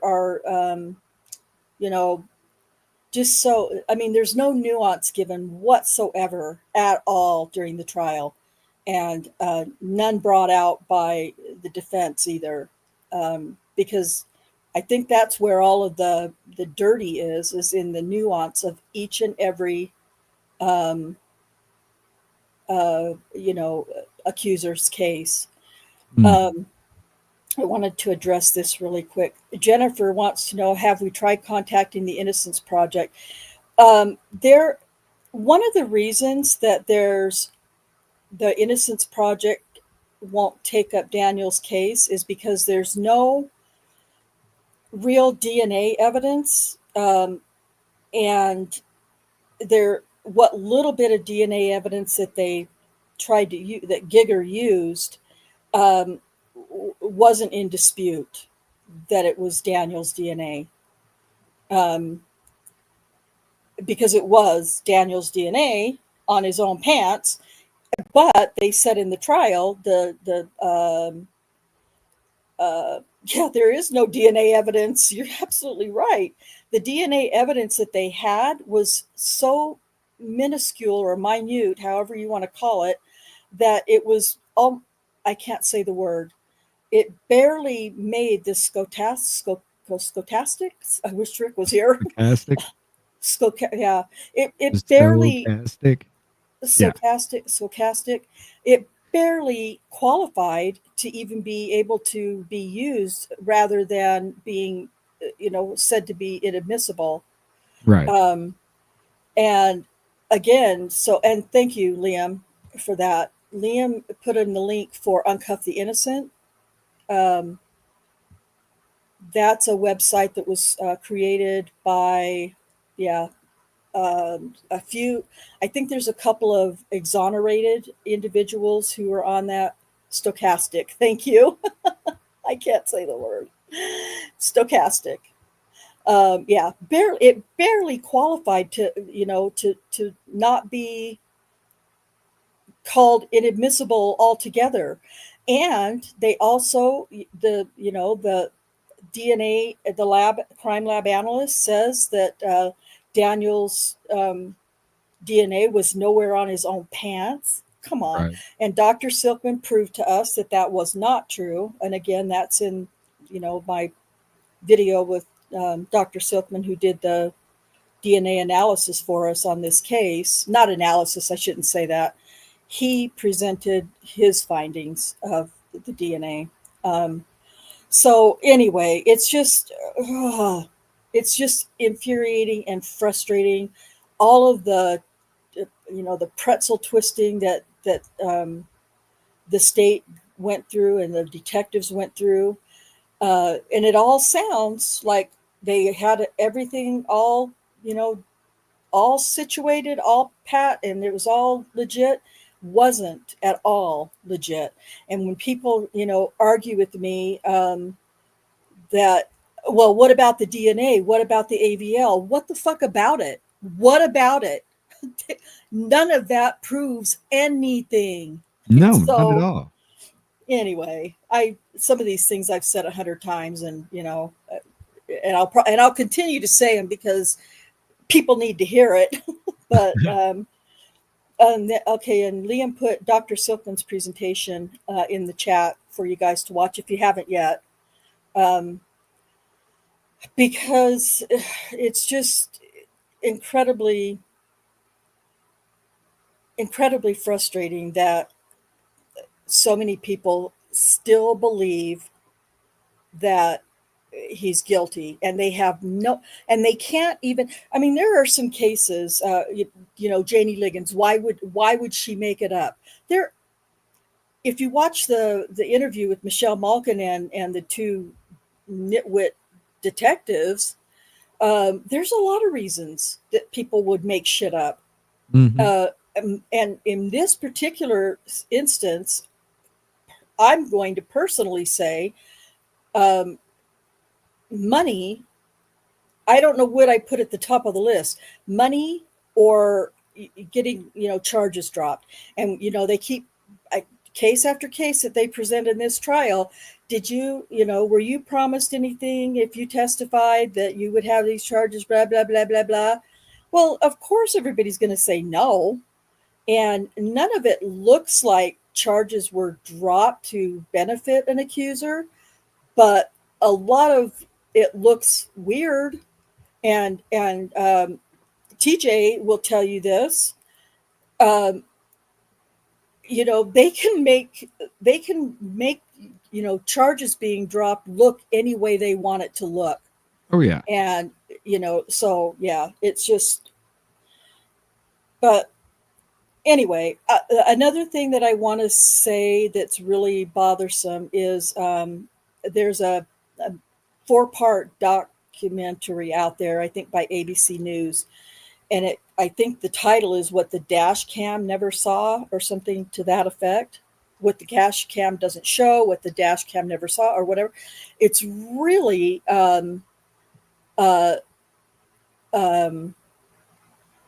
disingenuous, because there were no dash cams that could have shown anything. Right. And I even emailed the ABC of course they're not paying any attention to me, or something that was done back in 2015, but I emailed them and told them, the title of your show alone is very misleading and disingenuous. Oh hell yeah.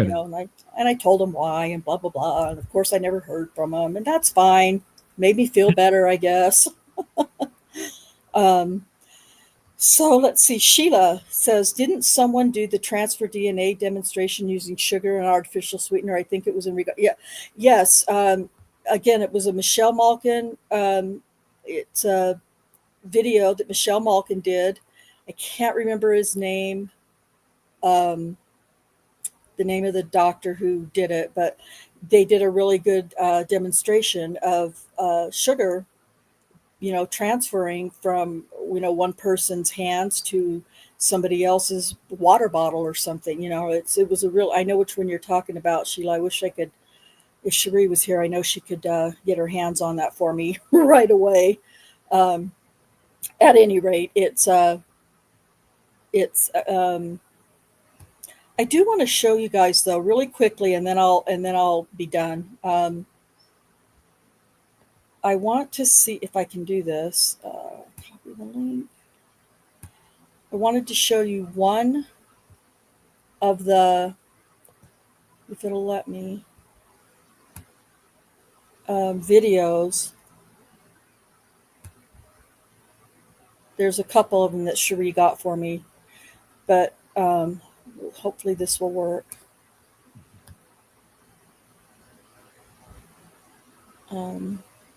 Going back to the chanting outside of the courthouse during the trial. Oh, wait. They were doing what? Can you guys see that? Yeah, I see it. Okay. Can you guys see that on YouTube? Yes, we can. Okay. All right. Let me make this full screen. I'm probably going to play an ad first. Sorry if that happens. Yeah, just go ahead and mute it and let it play then. Yeah. Yep, of course. Yeah. It's the way it always goes now. I know. Let's see if this will.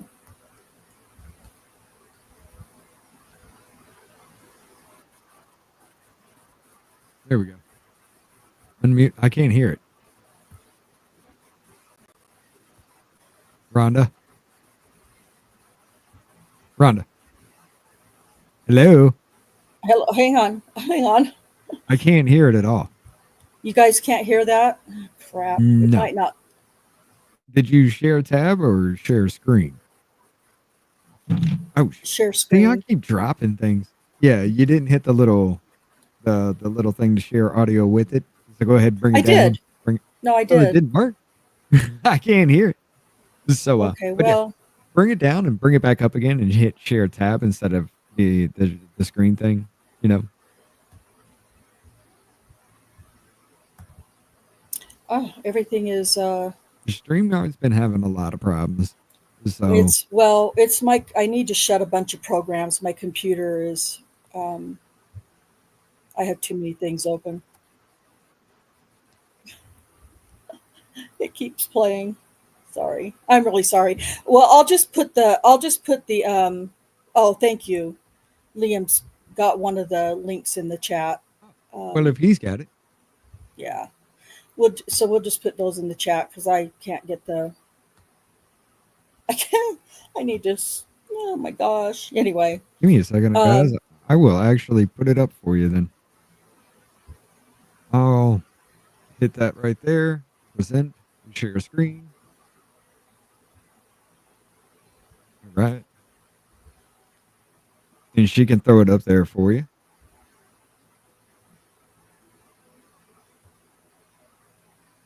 Make sure. Okay. Yep. Okay. I'm not hitting the ad, but A former police officer, the group OKC Artists for Justice, rallied outside the Oklahoma County Courthouse demanding justice as Daniel Holtzclaw, the man accused of sexually assaulting women while on duty, sat in court. Their chant so loud at times they could be heard inside the courtroom. That's when a judge turned to the jurors with a message. Fox 25's Tom George was in the court and has this directions. Tom. I'm standing here on the second floor outside the courtroom where Daniel Holtzclaw is on trial, and this morning, as one of the women accusing him took the stand, the chants from protesters coming from outside were so loud we could hear them from all the way up here. 36 counts! We want life! It was a simple message. Black women matter. Our mothers! Dozens lined up to support the 13 women accusing former Oklahoma City police officer Daniel Holtzclaw. It is a blatant Okay. authority, and what it does is send. Can you pause that now, Richard? yeah. I don't want to get a copyright strike. These guys love to make copyright claims on me. That's basically though. For news things. Yeah.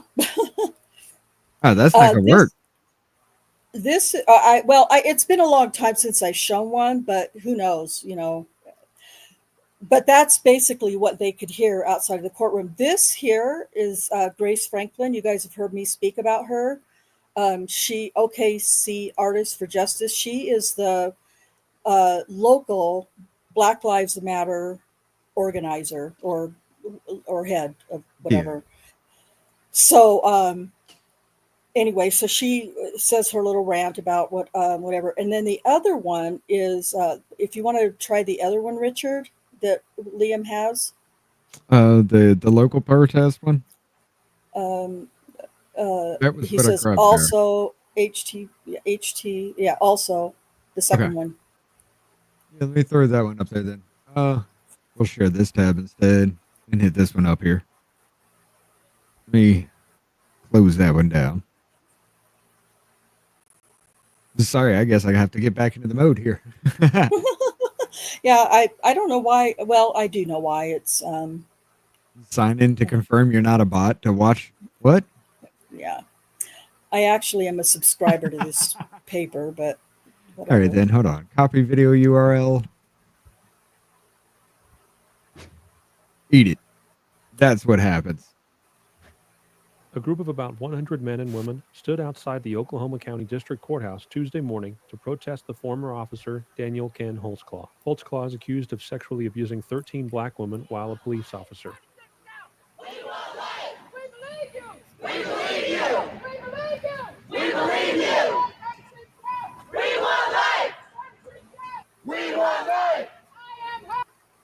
Yeah. So yeah. Also, Liam's got the links in the chat to them, so you guys can go and watch the full videos if you'd like to.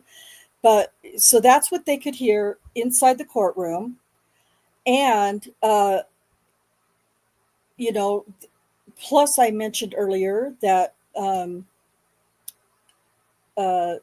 you know, they had, let's see, Here's the thing, Liam. I don't think they believed liars, though. I don't think they understand what was happening in the courthouse. I mean, here lately, I'm not going to bring it to a political realm or anything like that, but here lately, we've seen a lot of things that just don't happen, that just don't sound right, that would happen in a courtroom, but everybody defends it. It's kind of the same situation. Like, this was going back to when BLM started really becoming a thing. So any and every story like this that was going to pop off in any way would have been great. I guarantee you, they don't even realize that the cop is Chinese. Japanese. Oh, I'm sorry, Japanese. Yeah. Well, and I'm not sure who Liam was referring to when he said you believed liars. I think he was talking about the people in the video. The protesters. Right. Yeah, I have to disagree with you, Richard. I think they did believe these women. Well, of course they're going to believe the women, but like I'm saying, as much as people still think that Rittenhouse shot black people, that's still a thing. Now, there's a lot of people out there that don't know that the FBI withheld drone evidence that would exonerate Rittenhouse. There's a lot of people that don't know that, but there's also a lot of people that think Rittenhouse shot black people until the video proof started coming out. Oh, and right, then yeah. that was dropped. I mean, it's the same situation here. Right. Yeah, I mean, and they, of course, they believed them because they weren't. What alternative did they have to dispute what they were being told in the media, and in these protests there, for instance. It was. The point is, and Sheila, I agree a gazillion %, they should have never been allowed to do this during court.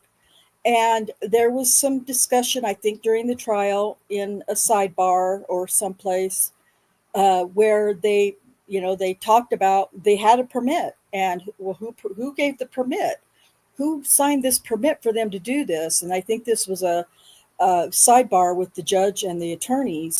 And the thing of it was, well, it's their First Amendment right. Yeah, it is. But I also think, I don't know. I don't think it should be done outside anywhere that has to deal with our Justice Department. Yes. That's supposed to be unbiased. So if you're rallying outside of like a courthouse or some federal building, federal courthouse, or even in like judges' homes and things like that, you're protesting outside, that, which is number one, it's against the law anyway. But I mean, that should never be allowed anyway, because you're trying to influence somebody who should be unbiased in whatever decision they're trying to make. It's a messed up situation. Yes. No, it is. And I agree. I won't say I'm an absolutist, but the First Amendment is incredibly important to me. And I completely respect their right to protest. But the place and time they were protesting was absolutely influencing a jury. There's no doubt about that. And the fact that they were, because it's a public building, allowed to go in and out of the court and in and out of the public restrooms there, they were, they absolutely influenced, and I would say intimidated, I speculate, intimidated members of the jury. I can't, it just was. Well, I even remember during the Rittenhouse trial where, they actually had media personalities, media people that were, just trying to get film and interview people. They were following around the juror bus. Like, what? Like, how is that allowed? That is definitely influencing when you feel like when somebody on a jury case, especially something huge. Now, Rittenhouse was bigger than Holtzclaw's trial here, but especially with something huge like that, any kind of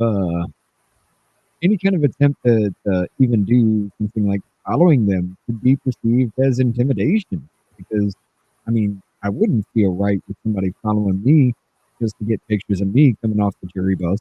You know, that Yeah. it's that kind of thing. I get it. The First Amendment, yes, but it should not be interfering with any kind of trial. You can do Right.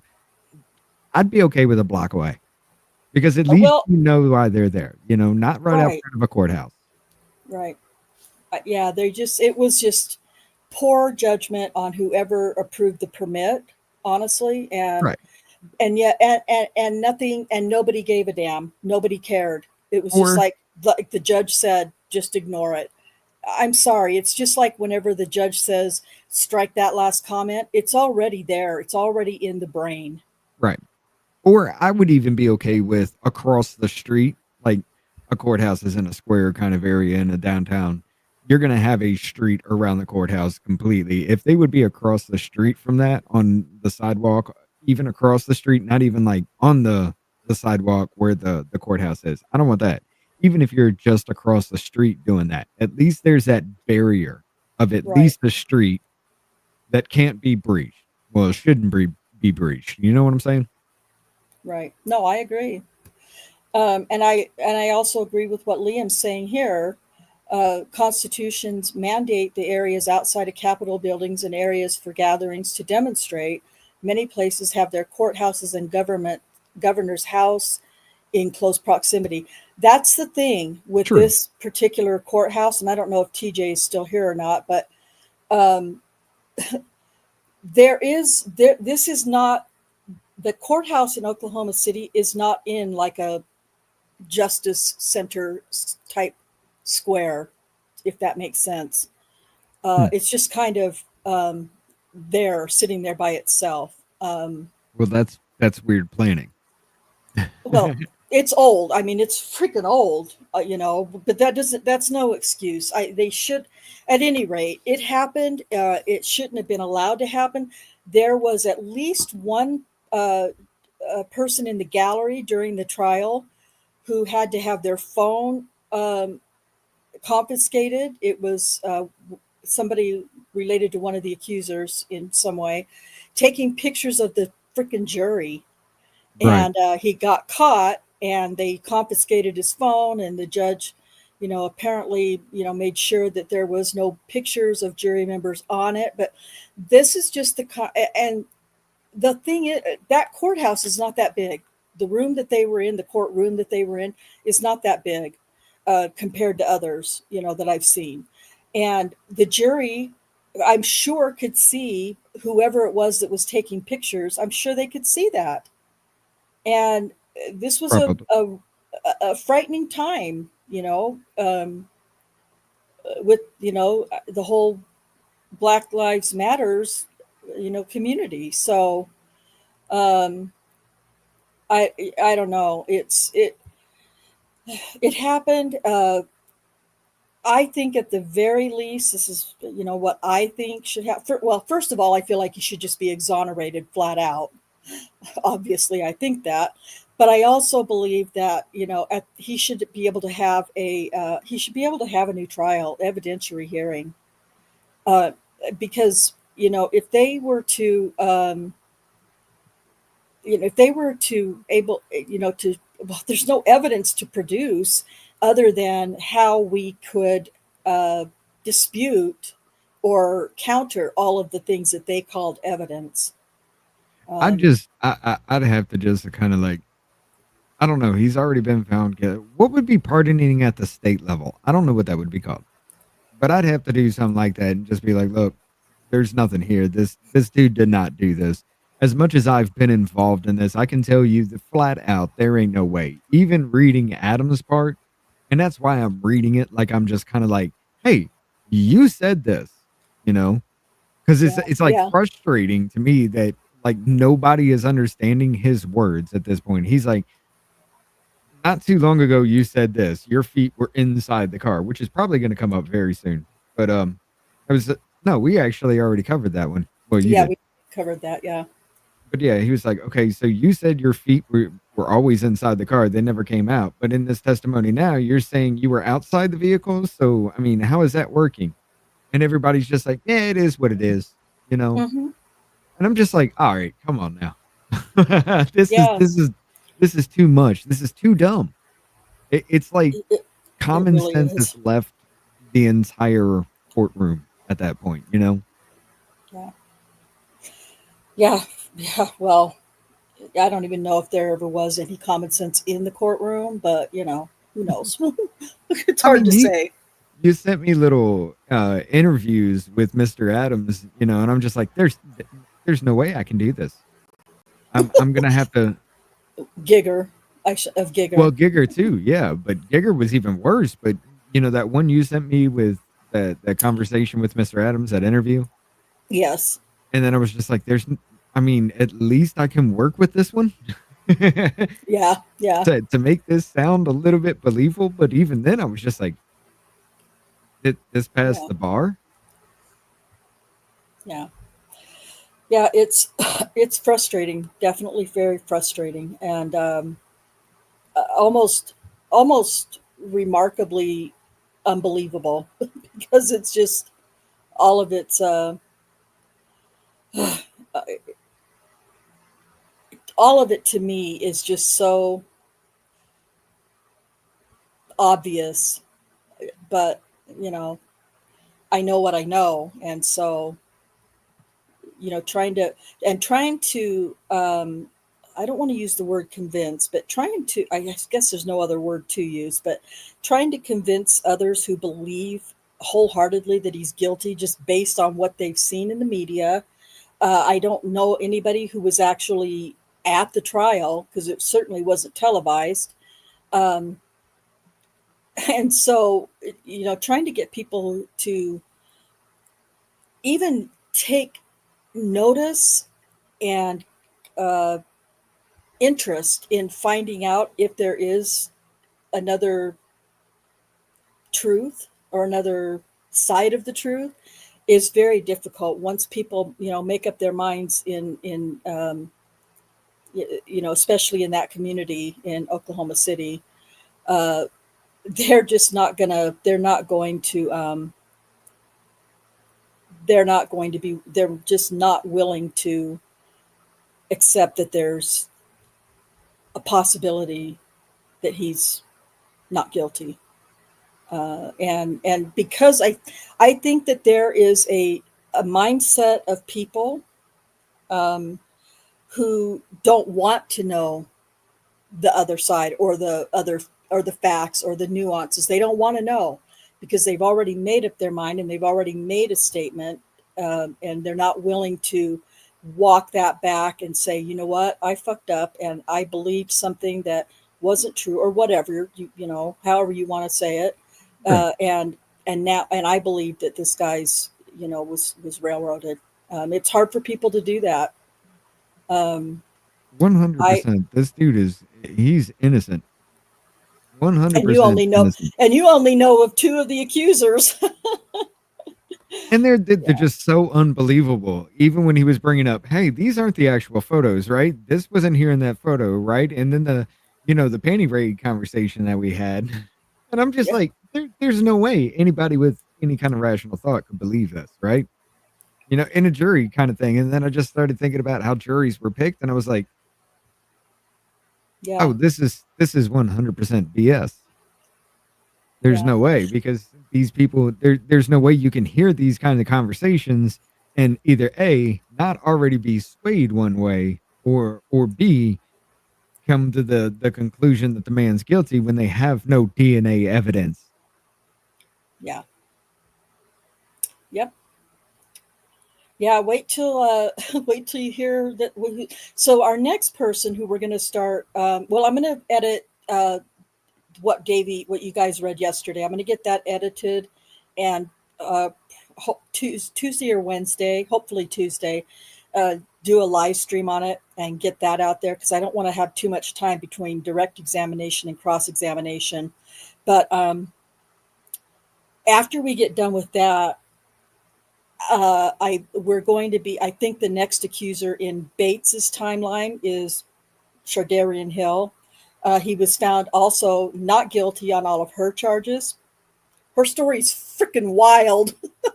I mean, it's wild in a way, in a different way of wild than Kayla Lyles was.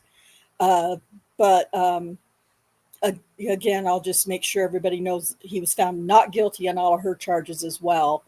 But it's just the one that comes up after her, though, is Adara Gardner. And Adara Gardner was the one who was 17 years old, the minor, the minor in this whole case, with the alleged DNA. And it's going to take us some time to get through Kayla Lyles, or through Adara Gardner. Her story is just as unbelievable, but he was found guilty on her charges. But this is the case. This is the accuser whose DNA was found on the fly of his pants. So, there's all, according to Gayland Gieger, the only reason that her DNA would be on the inside fly of his pants was if his penis had contact with her vagina. Yeah. So, And the little, oh, Jesus, you gotta make sure the little members only thing about the gun belt, and Davey just dying. When that was read out, yeah, Davey just yeah, cracked up. yeah. We'll have to make sure Yeah. I get a thing for that one for sure. Yeah, that was great, because he just died laughing out of nowhere just for one little reading. Yeah. Yeah, it just He broke him. did. He lost it, and I went back because I'm scrolling, of course, so I don't see what you guys are doing in StreamYard when we're recording. But I checked back in because it was like total chaos. So I went back into StreamYard, and Davey was just dead on the floor laughing. So yeah, it was pretty funny. I don't know. Maybe I'll I'll see if I don't know if I caught that in the recording. I'll see if I did. And if I did, I'll keep it in so y'all can see Davey. I don't remember either. I know at one point in time you did bring the cameras back up, and he was pretty much on the floor. Yeah. I don't know if it was, I was looking, no, I couldn't see you at that point because I'm not part of the, your crew. So I couldn't see him at that point. So yeah, it had to be on screen. I'll have to look and see. I don't remember. I'll figure it out. If he is, I'll show that part and let everyone see. It was funny. Oh my goodness. Okay. So basically that's the direct examination of Kim Davis trial testimony as to Kayla Lyles. And like I said, I'll hurry up and get the rest of it edited and put up. We'll do it Tuesday or Wednesday. And it'll be in the early part of the day, early afternoon, late morning, early afternoon. And it shouldn't take us very long. It should only be about, I think, maybe about a half an hour, 45 minutes at the most, to do this cross-examination. So, right. Okay, really quickly, I wanted to say, I saw this when it came in, but I couldn't stop. Thank you, Jennifer, so much for the donation. And hello, thank you so much. And thank you so much for reading and for being a good sport and, for holding Richard's feet to the fire all the time. There was a lot more. Well, there was a lot more that I cut out that people didn't get to hear. So, oh yeah, especially with, you're going to have a lot to do with this one because She gave Davy hell this time. Oh, yeah. Yep. Jennifer's like the little sister in the group. And when these guys fuck with her, she's like, oh, hell no. So, yeah. Anyway, hopefully,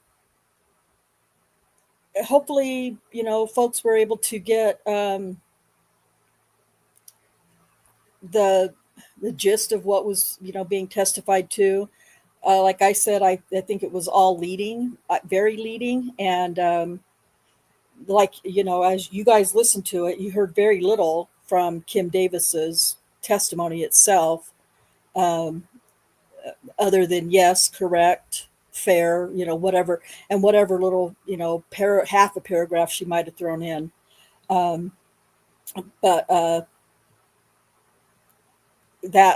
that was for Jennifer, asking her to read the part for Kim Davis. You kind of would expect that she's, giving testimony under oath at a trial, that the detective's going to have a lot to say. And I don't know if Jennifer was maybe disappointed that she didn't get to say as much or read as much or not. I don't know, but she didn't really have much to say. She might have a little bit more to say. I don't remember in the cross-examination, but in cross-examination, they are allowed to lead. So, it could be just as minimal. But in either case, it's like I said before, I believe 100% this man is innocent. I believe all of this has just been okay, so we found these certain people who are willing to say these certain things at this certain time, even though there's no evidence that any of this happened, he's still guilty. Again, I think it's because of the pressure that was put on him at that point in time to say, yeah, guilty. I don't think this was fair in any way. Right. Well, yeah, and pressure is one word. I would use the word intimidation. As far as the jury's concerned, I feel like they were completely intimidated. As far as pressure, there was no pressure. The only pressure there was that pressure that they put on themselves to continue fabricating cases, reverse engineering accuser cases, to make this big thing, this big trial, and to protect themselves. Pressure in the sense that once Janie Liggins went public with all this, and they knew they had to address this now publicly, law enforcement, pressure, because now I feel like they had to kind of do something. They think they had to do something. They had to protect their MAPS project, revitalizing Oklahoma City, basically. And if they didn't do something with this white racist cop assaulting one black woman at that point, that BLM was going to tear down their whole new city that they had built.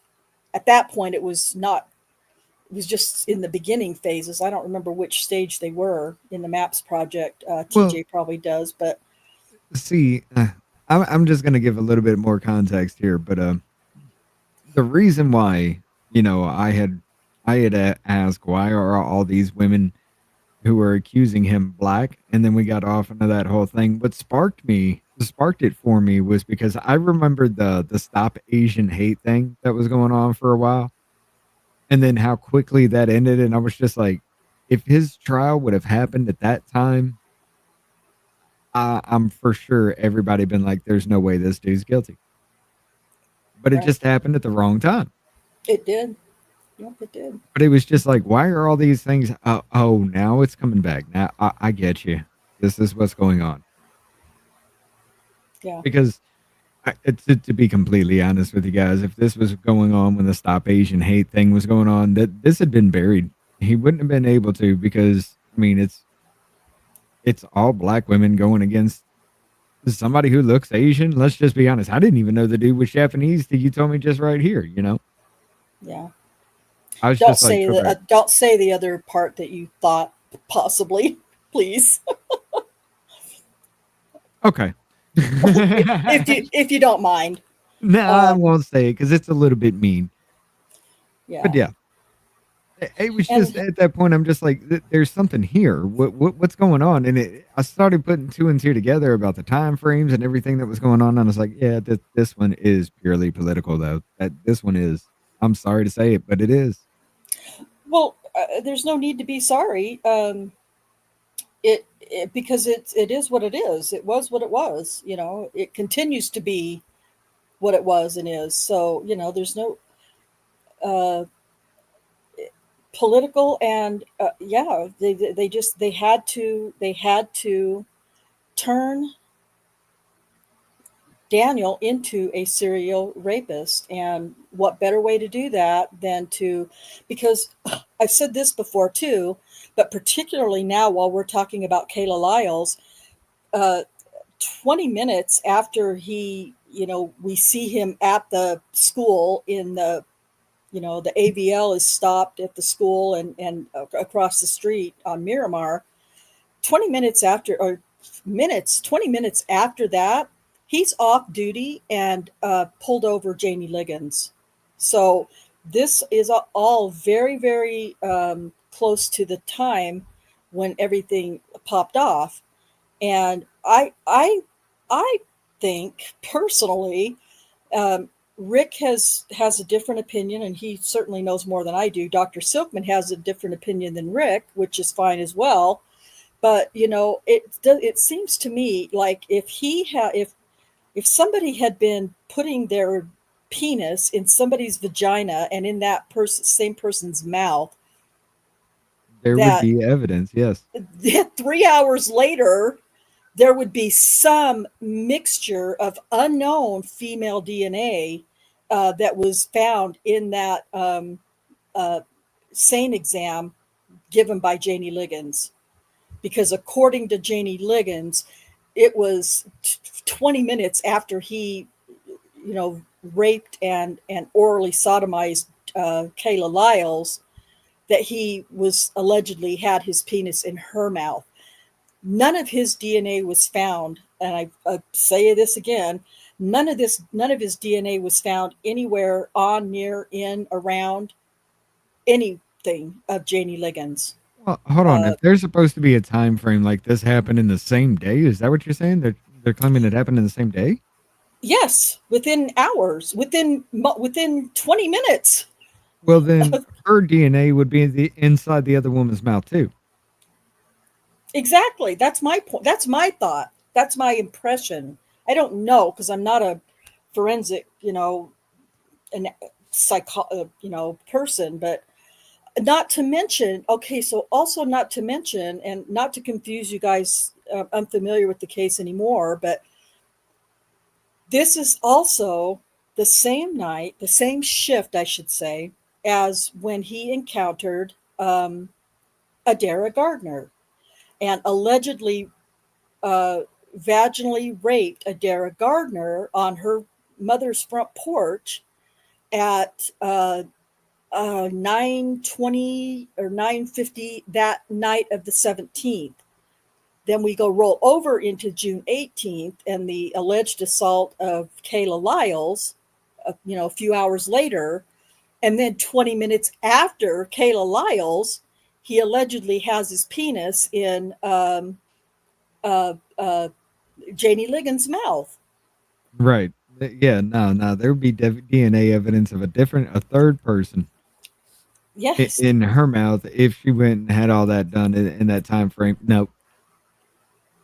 I don't believe any of that. Yeah, it's just unbelievable. It's unbelievable. That's why I know I say it every time, and I know, Liam continues to put it in the chat, and I don't know if anybody's taking the time to go and watch it. It's less than an hour long, but it really would be beneficial for you to watch the presentation by Dr. Silkman. Um, Again, I'm not going to, can't force you guys to, but when you see what he was able to, I don't want to say uncover, but explain in ways that the crime lab analyst was not questioned to explain during the trial, you might even be more pissed off, because not that I want you guys to watch shit that's going to piss you off, but it's really beneficial to watch it, because it makes all the allegations of Adara Gardner and Kayla Lyles and Janie Liggins impossible to have taken place. Right.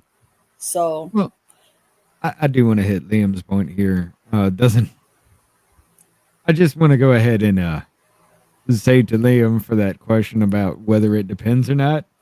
I don't want to read it out loud, but it's okay. for that, I mean, for that there is a point to where saliva will kind of like rinse out everything, but that also in roughly around 20-30 minutes time frame, you also have to take into account that would have to be a massive amount of saliva just to clear out that area after 20 minutes of something happening, and even if it's, there has been no happy endings so far that anybody has ever come up with as far as that goes, but there's still some other things that happen beforehand that could still be there.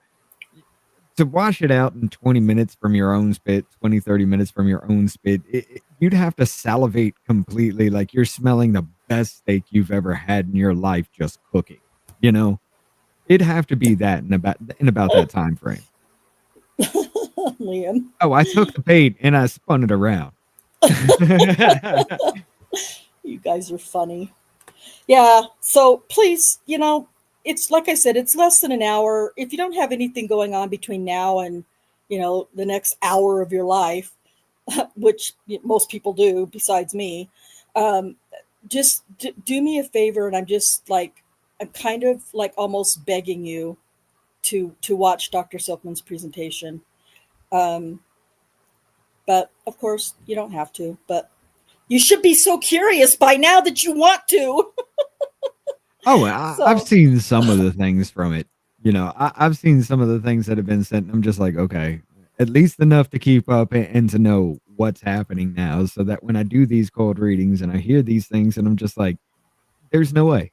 I cannot believe that this is actually happening. I hear somebody else read Gieger's part and I'm just like, I come back at it with common sense, just be like, look, you said this isn't true. Why is anybody believing this? And it's just like, it puts it into a better perspective, but it does throw off the way it actually happened in court. But I just can't help it, because I look at these things and I'm just like, Well, ma'am, because during your preliminary. You're logical and you have common sense. I'm sorry, I didn't mean to cut you off. Go ahead. Right. But it's just like, there was one point, it's just like, ma'am, during your preliminary hearing, you said your feet never left the car. Now you're saying you were on the outside of the vehicle? Yes. Why are we even having this conversation anymore? This witness is lying. So yeah, it comes to that point. I have to read it like that because I want to call it out so bad that Adams, the only thing I think Adams really made a mistake on is, one, he was lazy. Just very, very lazy throughout there. There were a lot of times, like you said before, even I was just like, hold up, wait, what? That was allowed to happen? They didn't say nothing to this? Well, lazy is one word, and I know it's frustrating to most of you probably when I say this, but lazy could be one word to describe Adams, but also overwhelmed, trying 13 cases in one trial by one attorney is, I mean, I have to give him grace there, because even with Bates, doing the investigating and everything else, to try to put this, all into a trial and so the thing that I get frustrated the most about with Adams' defense was that he went about, in my opinion, he had the wrong strategy, and that was to basically, can we stop, Grace? I know, you're right, K-Bean. I lost my train of thought. Anyway, it just, I can't imagine how difficult that must have been to try 13 separate cases in one trial setting and make it even have a chance of making any sense whatsoever to the jury. I mean, and so I won't give him grace, K-Bean, but I will say I feel like it was a really incredible task, and I think for Adams at that point, he was just like, you know what, I'll just attack everybody's credibility, and that's what'll win this case. And it was the wrong time culturally to try to attack the credibility of 13 Black women with histories of crime and prostitution and drug use and theft and all manners of crime, honestly. So it was the wrong strategy, and that he couldn't see that going in, I think, was a pretty big mistake. Yeah, point taken. Point taken. But anyway, I won't say grace anymore, but leeway. Leeway, I guess. That's a different word than grace, but it doesn't sound quite as forgiving, I guess. But anyway, yeah, it's. I'm really grateful to you guys for, just initially just being willing to help me out by reading trial transcripts, not having any idea what the case was about, and then coming to your own realizations. I mean, of course, you've had my, my influence, obviously, mine and Cherie's, but I also think, at least based on some of your comments, Richard, I kind of think too that, you're like, well, I don't know if this guy's guilty or innocent or not. I'm just going to read these transcripts, and that's going to be my, my right. My I was just going to have fun with it, Yeah. And now, and I started reading them, and I'm like, oh, wait, no, there's no way. None of that makes sense.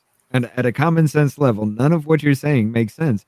And it's only spun to a whole point of, it was like how I brought up how they were bringing up the jury is that kind of situation. Because when you're throwing all types of numbers around, like phone numbers and addresses and time frames, and then you're just jumping around in a situation like that, the common person's not going to keep up, and they're just going to get to a point to where like, okay, so now we're a month ago. All right, now we're 3 months after the said incident. Now we're back to the incident.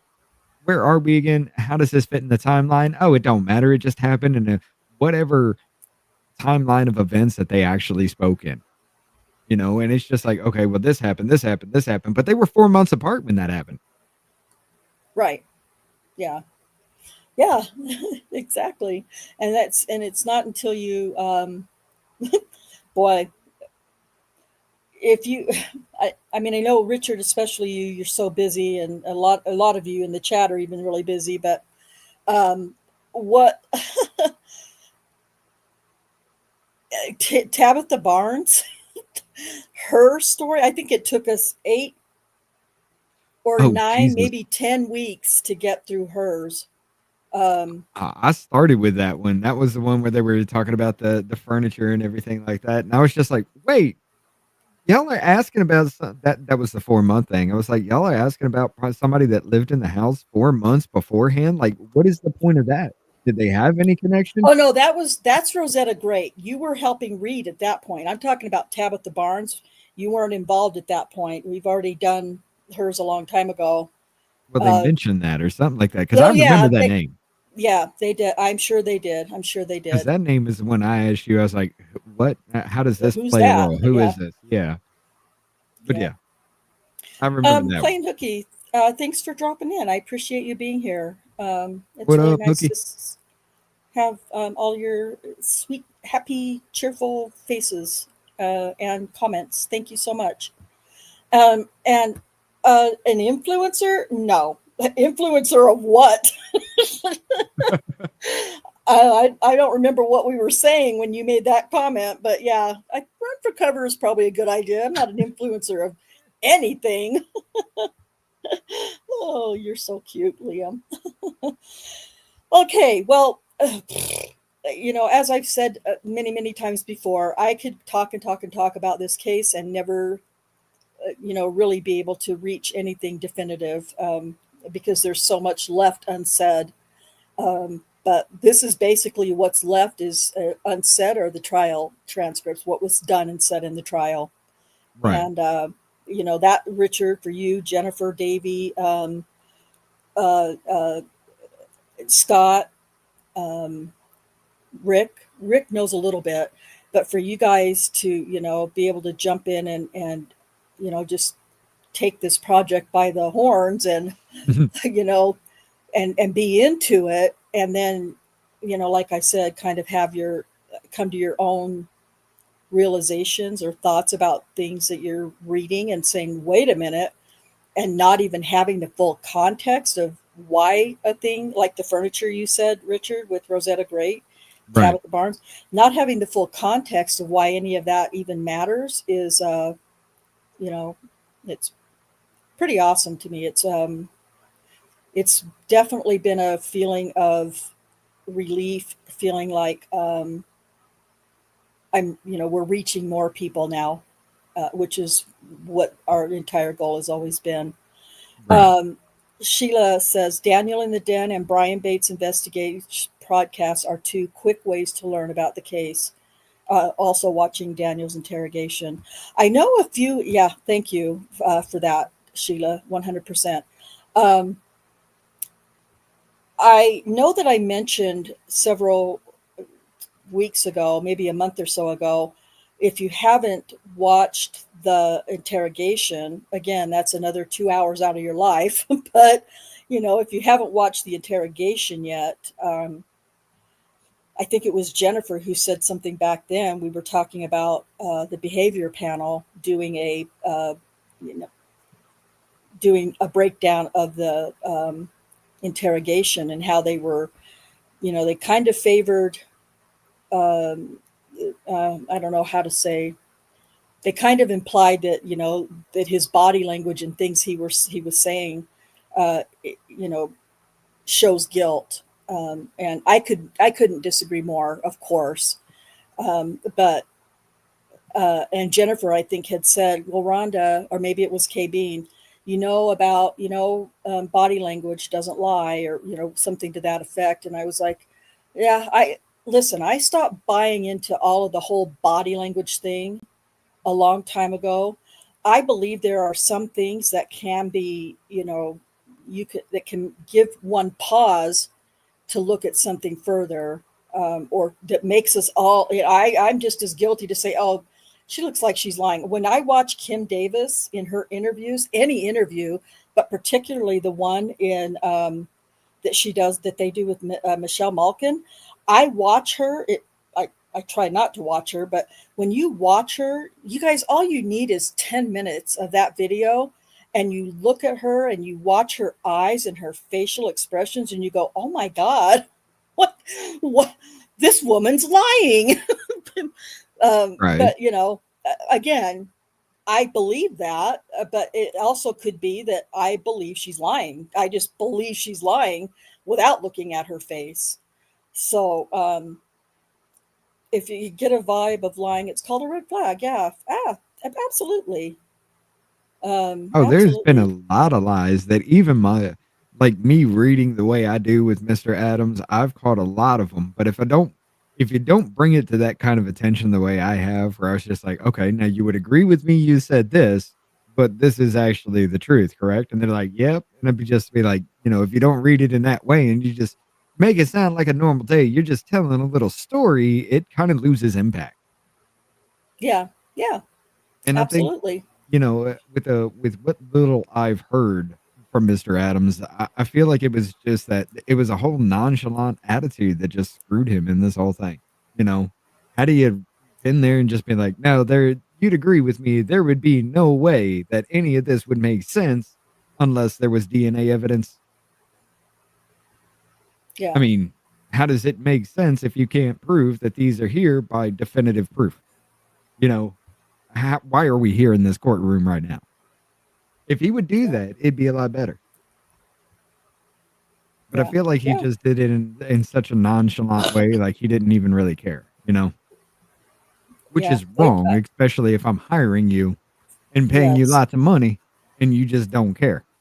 And your fight should be just as hard as if it was you sitting in that defendant's chair. Then, right. And it wasn't. You're right. Listen, you guys are all right. He did not fight for Daniel nearly as hard as his reputation claimed he should have, and which is why it's so fucking infuriating that the OCCA, Oklahoma Court of Criminal Appeals, denied Daniel's claim for ineffective assistance of counsel. But they did. It was just it's infuriating. And Rick is in the process of trying to get all those things organized, all the documents regarding all of that stuff, all the available documents he's trying to organize for us in the Discord.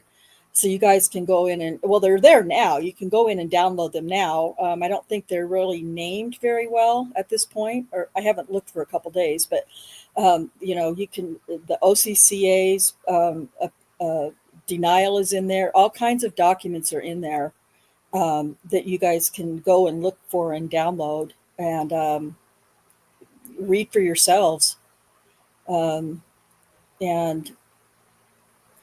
I mean, it's like Sheila said, though, Brian Bates' podcasts and, what Michelle Malkin has done really should be sufficient, other than you don't have the documents to read to back up what they're saying. But it's all there for you guys to read and soak in. And those of you who are diggers, I don't know how else to say that, interested in getting, digging into a case or something, that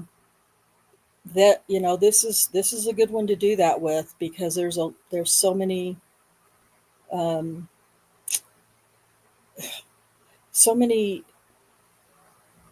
I don't want to say hidden truths, but masked or covered, or I don't know how to describe it. The truths are there, basically, and we're finding that out during these trial transcripts. The truth is all there. It's just a matter of, trying to untwist everything and unconnect the dots that they have created, the state has created, and start making your own dots. I actually thought about, and this isn't something I could take on right now at all, because I can barely get out of freaking recorded video on time. But I also was thinking that, it might be a good idea to, this case might be a good case for mind maps, like what Robert uses. Right. And again, it's not something I could possibly take on at this point, but boy, if I could, or if somebody else could, would be a lot of stuff would start, the real dots would start connecting, and it wouldn't show Daniel as a serial rapist. It would show the state of Oklahoma as a corrupt system. Oh, yeah. So, yeah, I agree. He should have fought harder for each accuser to have a separate trial. I'll be honest, I don't really know what kind of fight went on for trying to separate these different accusers' cases. I really don't know. Cherie might have an idea, but I don't even know that. There was a real, yes, cost was a big thing. I know that cost was an issue because it would, that's 13. Even if they did 2 or 3 cases, though, in one trial, that could have helped be more beneficial. Different juries for each accuser. I don't know. There's lots of things that could have been done differently that weren't. So, Yeah. But anyway, so Sheila, are you asking about mind maps? What is mind maps? I think it's a program. I think it's like I don't know if it's a software program or not, but it's so Robert uses mind maps for his channel, Robert Govea Esquire, and I don't. It's kind of I don't. I'm not good with the words of trying to explain it. Richard, do you want to try to explain it? It's kind of. Let me just say this. It's kind of like if you put. You know how back in the day when they used to have the strings that they would attach, it's kind of like that. It's like where you attach the string from this person to this person to this thing, and then now that attaches to this thing, and it's like that. Only it's done on a software, I believe, on a software program. Right. And you take little links and everything, you put it in there, be like, make a note for this means this means this means this, and you kind of go through it point by point, and then you move off into the next little link from that mind map of this is going to bring up this point here. Basically, it's a web of the string shit just done digitally. Yeah. This is why some people are better, should be, speaking instead of me most of the time. Jennifer says it very, very, very, very plainly and simply. It's a way to organize thoughts on paper, but on a computer. Absolutely. Yeah. K Bean says it's a conspiracy map. Yep. Some people would probably call it a conspiracy map. I don't believe in conspiracy theories and all that horse shit. That's the word for it. It's a thought web. When you write it down, you put in, like when you were studying things to write a paper with in school, you just put your main subject right there in the middle of the page. You circle it. Every little point you want to bring up about that person is a little offshoot of that. And then you write down that thought, and then you make a circle around that. And every little offshoot of that is something for an example. That would be kind of like a mind map, but in linear direction. Like it's not everywhere. It just goes in one flow. Right. Yeah. Unless you deal with the pretty antisocial ladies, because they actually have a web. It's not a map. It's a web. It's weird. Oh. Oh, gall. So, anyway, it's, I like that. That's what I prefer to, a conspiracy is just the truth about to come out. I agree. So I thought about that, a mind map type of thing. But when Cherie and I first started this, in fact, I have a box full from Amazon of cork boards and what's the string called? Twine. No, it's embroidery. I like embroidery string, I guess you would call it. And push pins. Full of that, because that's what I was going to do. We were going to start building a cork board full of all of this stuff.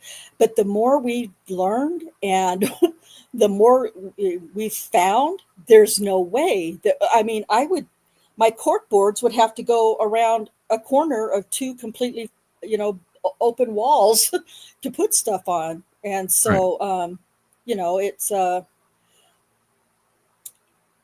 let's see. Liam says, I actually wrote a program which could do that for business processes in 1999. Well, this is 2025, Liam. I need that program. Gimme. RP Games, by the way, hello, RP Games. It's great to have you. I appreciate you dropping in.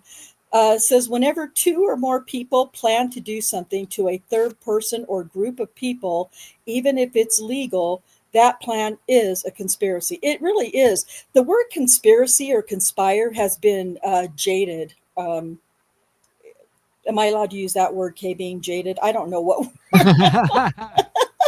jaded. It's like, the word narcissist or gaslighting, things like that. Right.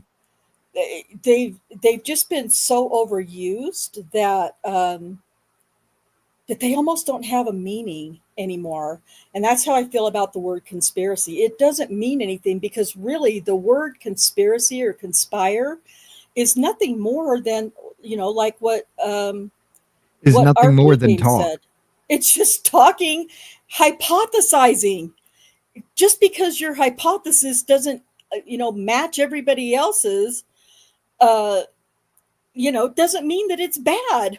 It doesn't mean that it's a Right. negative thing. Okay, K Bean says she's just Rhonda, you shall use the word jaded and conspiracy. Okay. Thank you.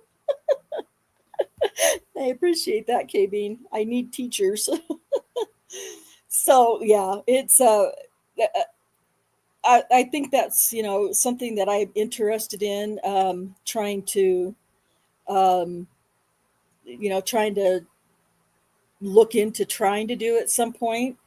But again, it's just like, I mean, if I did, a little bit of time, like a half an hour or an hour each day, and I'm not even employed, for a working wage or I'm not earning an income. That makes sense better. I Right. don't, it's not like I don't have time, but I really don't have time. This is so important to me, getting these transcripts done specifically that, I mean, I think my kids wonder, Mom, what could you possibly be doing? They do. They wonder all the time, what are you doing all the time? With this case, how much time could you possibly be needing to spend on it? Well, they don't and I'm Oh, not, no, you don't understand now. I tell them, you don't understand. You just don't understand the case. You don't know the case.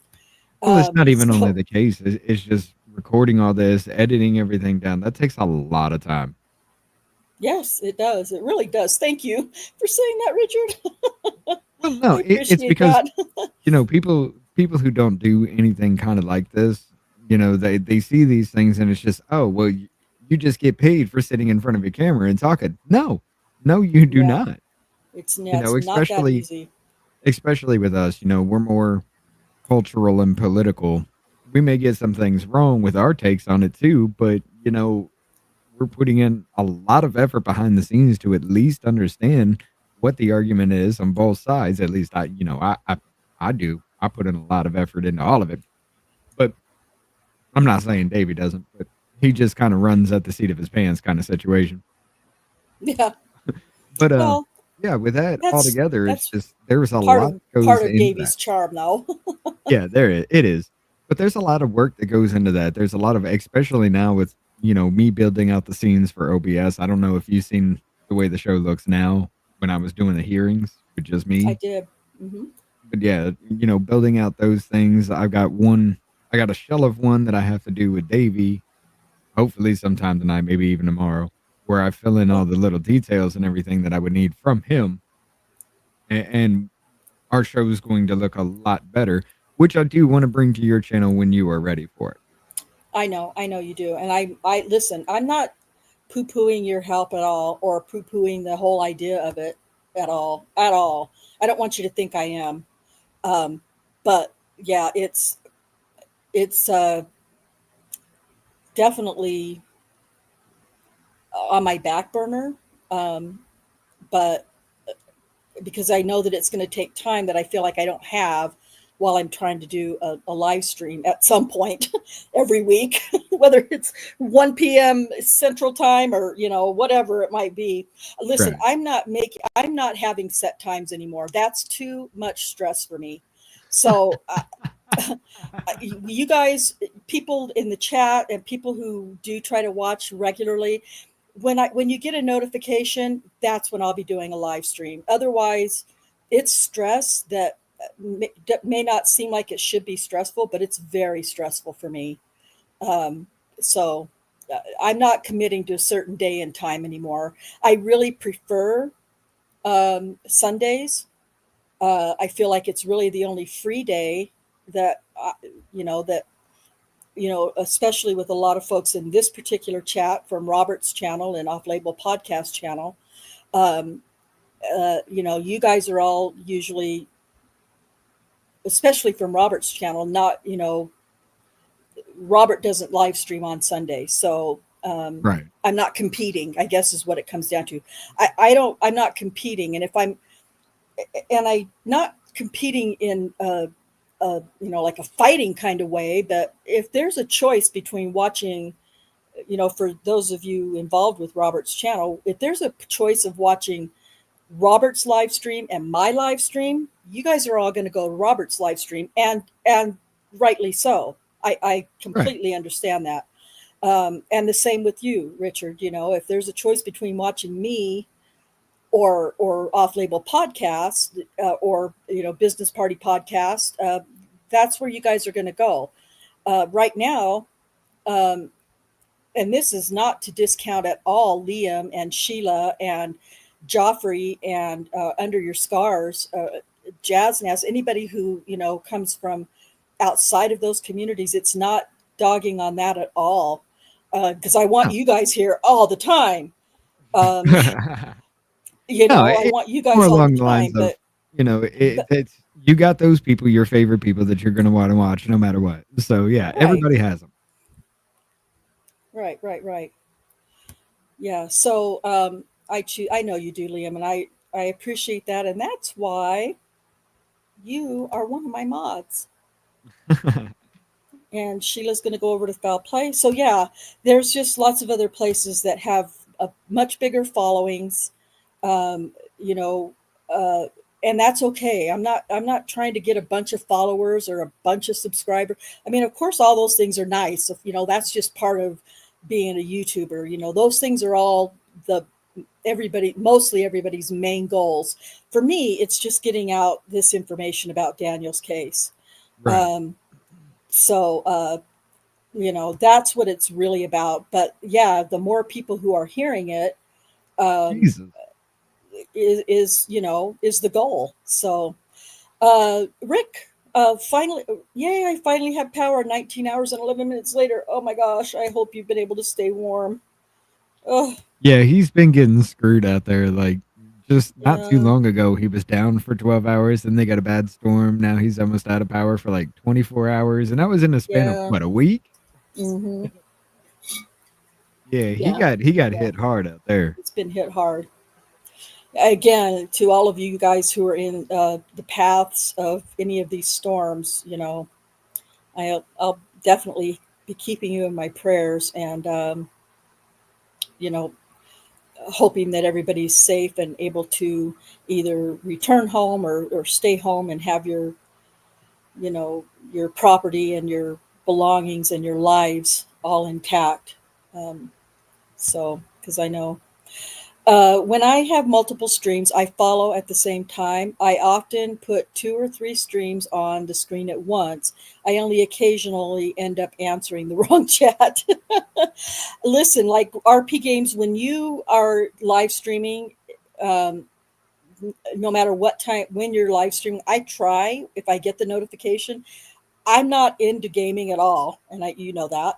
But I do try to go in and at least give your videos a like, because I know it's important for that. So I try to do that for everybody that I follow if I can't watch them live. Sheila Hawkins says, I am here, girl. Been late lately due to the different times. Sunday afternoons can be crazy for me. I know. And I appreciate you for always showing up whenever, as soon as you can or whenever you can. I know that it's not helpful having unorganized times. When I get some things together personally, I do hope to be more regular with my times. so that people aren't wondering, well, gosh, is she going to do a live? Guess not. I'll go over. Oh, now she sends out a notification she's going to live. You know, I know how frustrating that can be. So, Right. you know, at any rate, uh,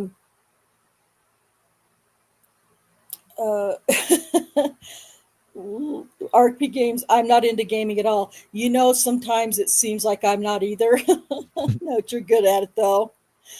Another stream I mod for has been on during this, but they know to message if they need a hammer wielding maniac. Oh, that's nice. I appreciate that, Liam, so much. That really does mean a lot to me. I don't know for sure who you're speaking about, but I think I might know who you're speaking of. And even if it's not who I think you're speaking about, I still am honored by that. I really think that's very generous of you. Let's see. Okay, I have kept everybody for another 3.5 hours, which I never like to do, but I've done it.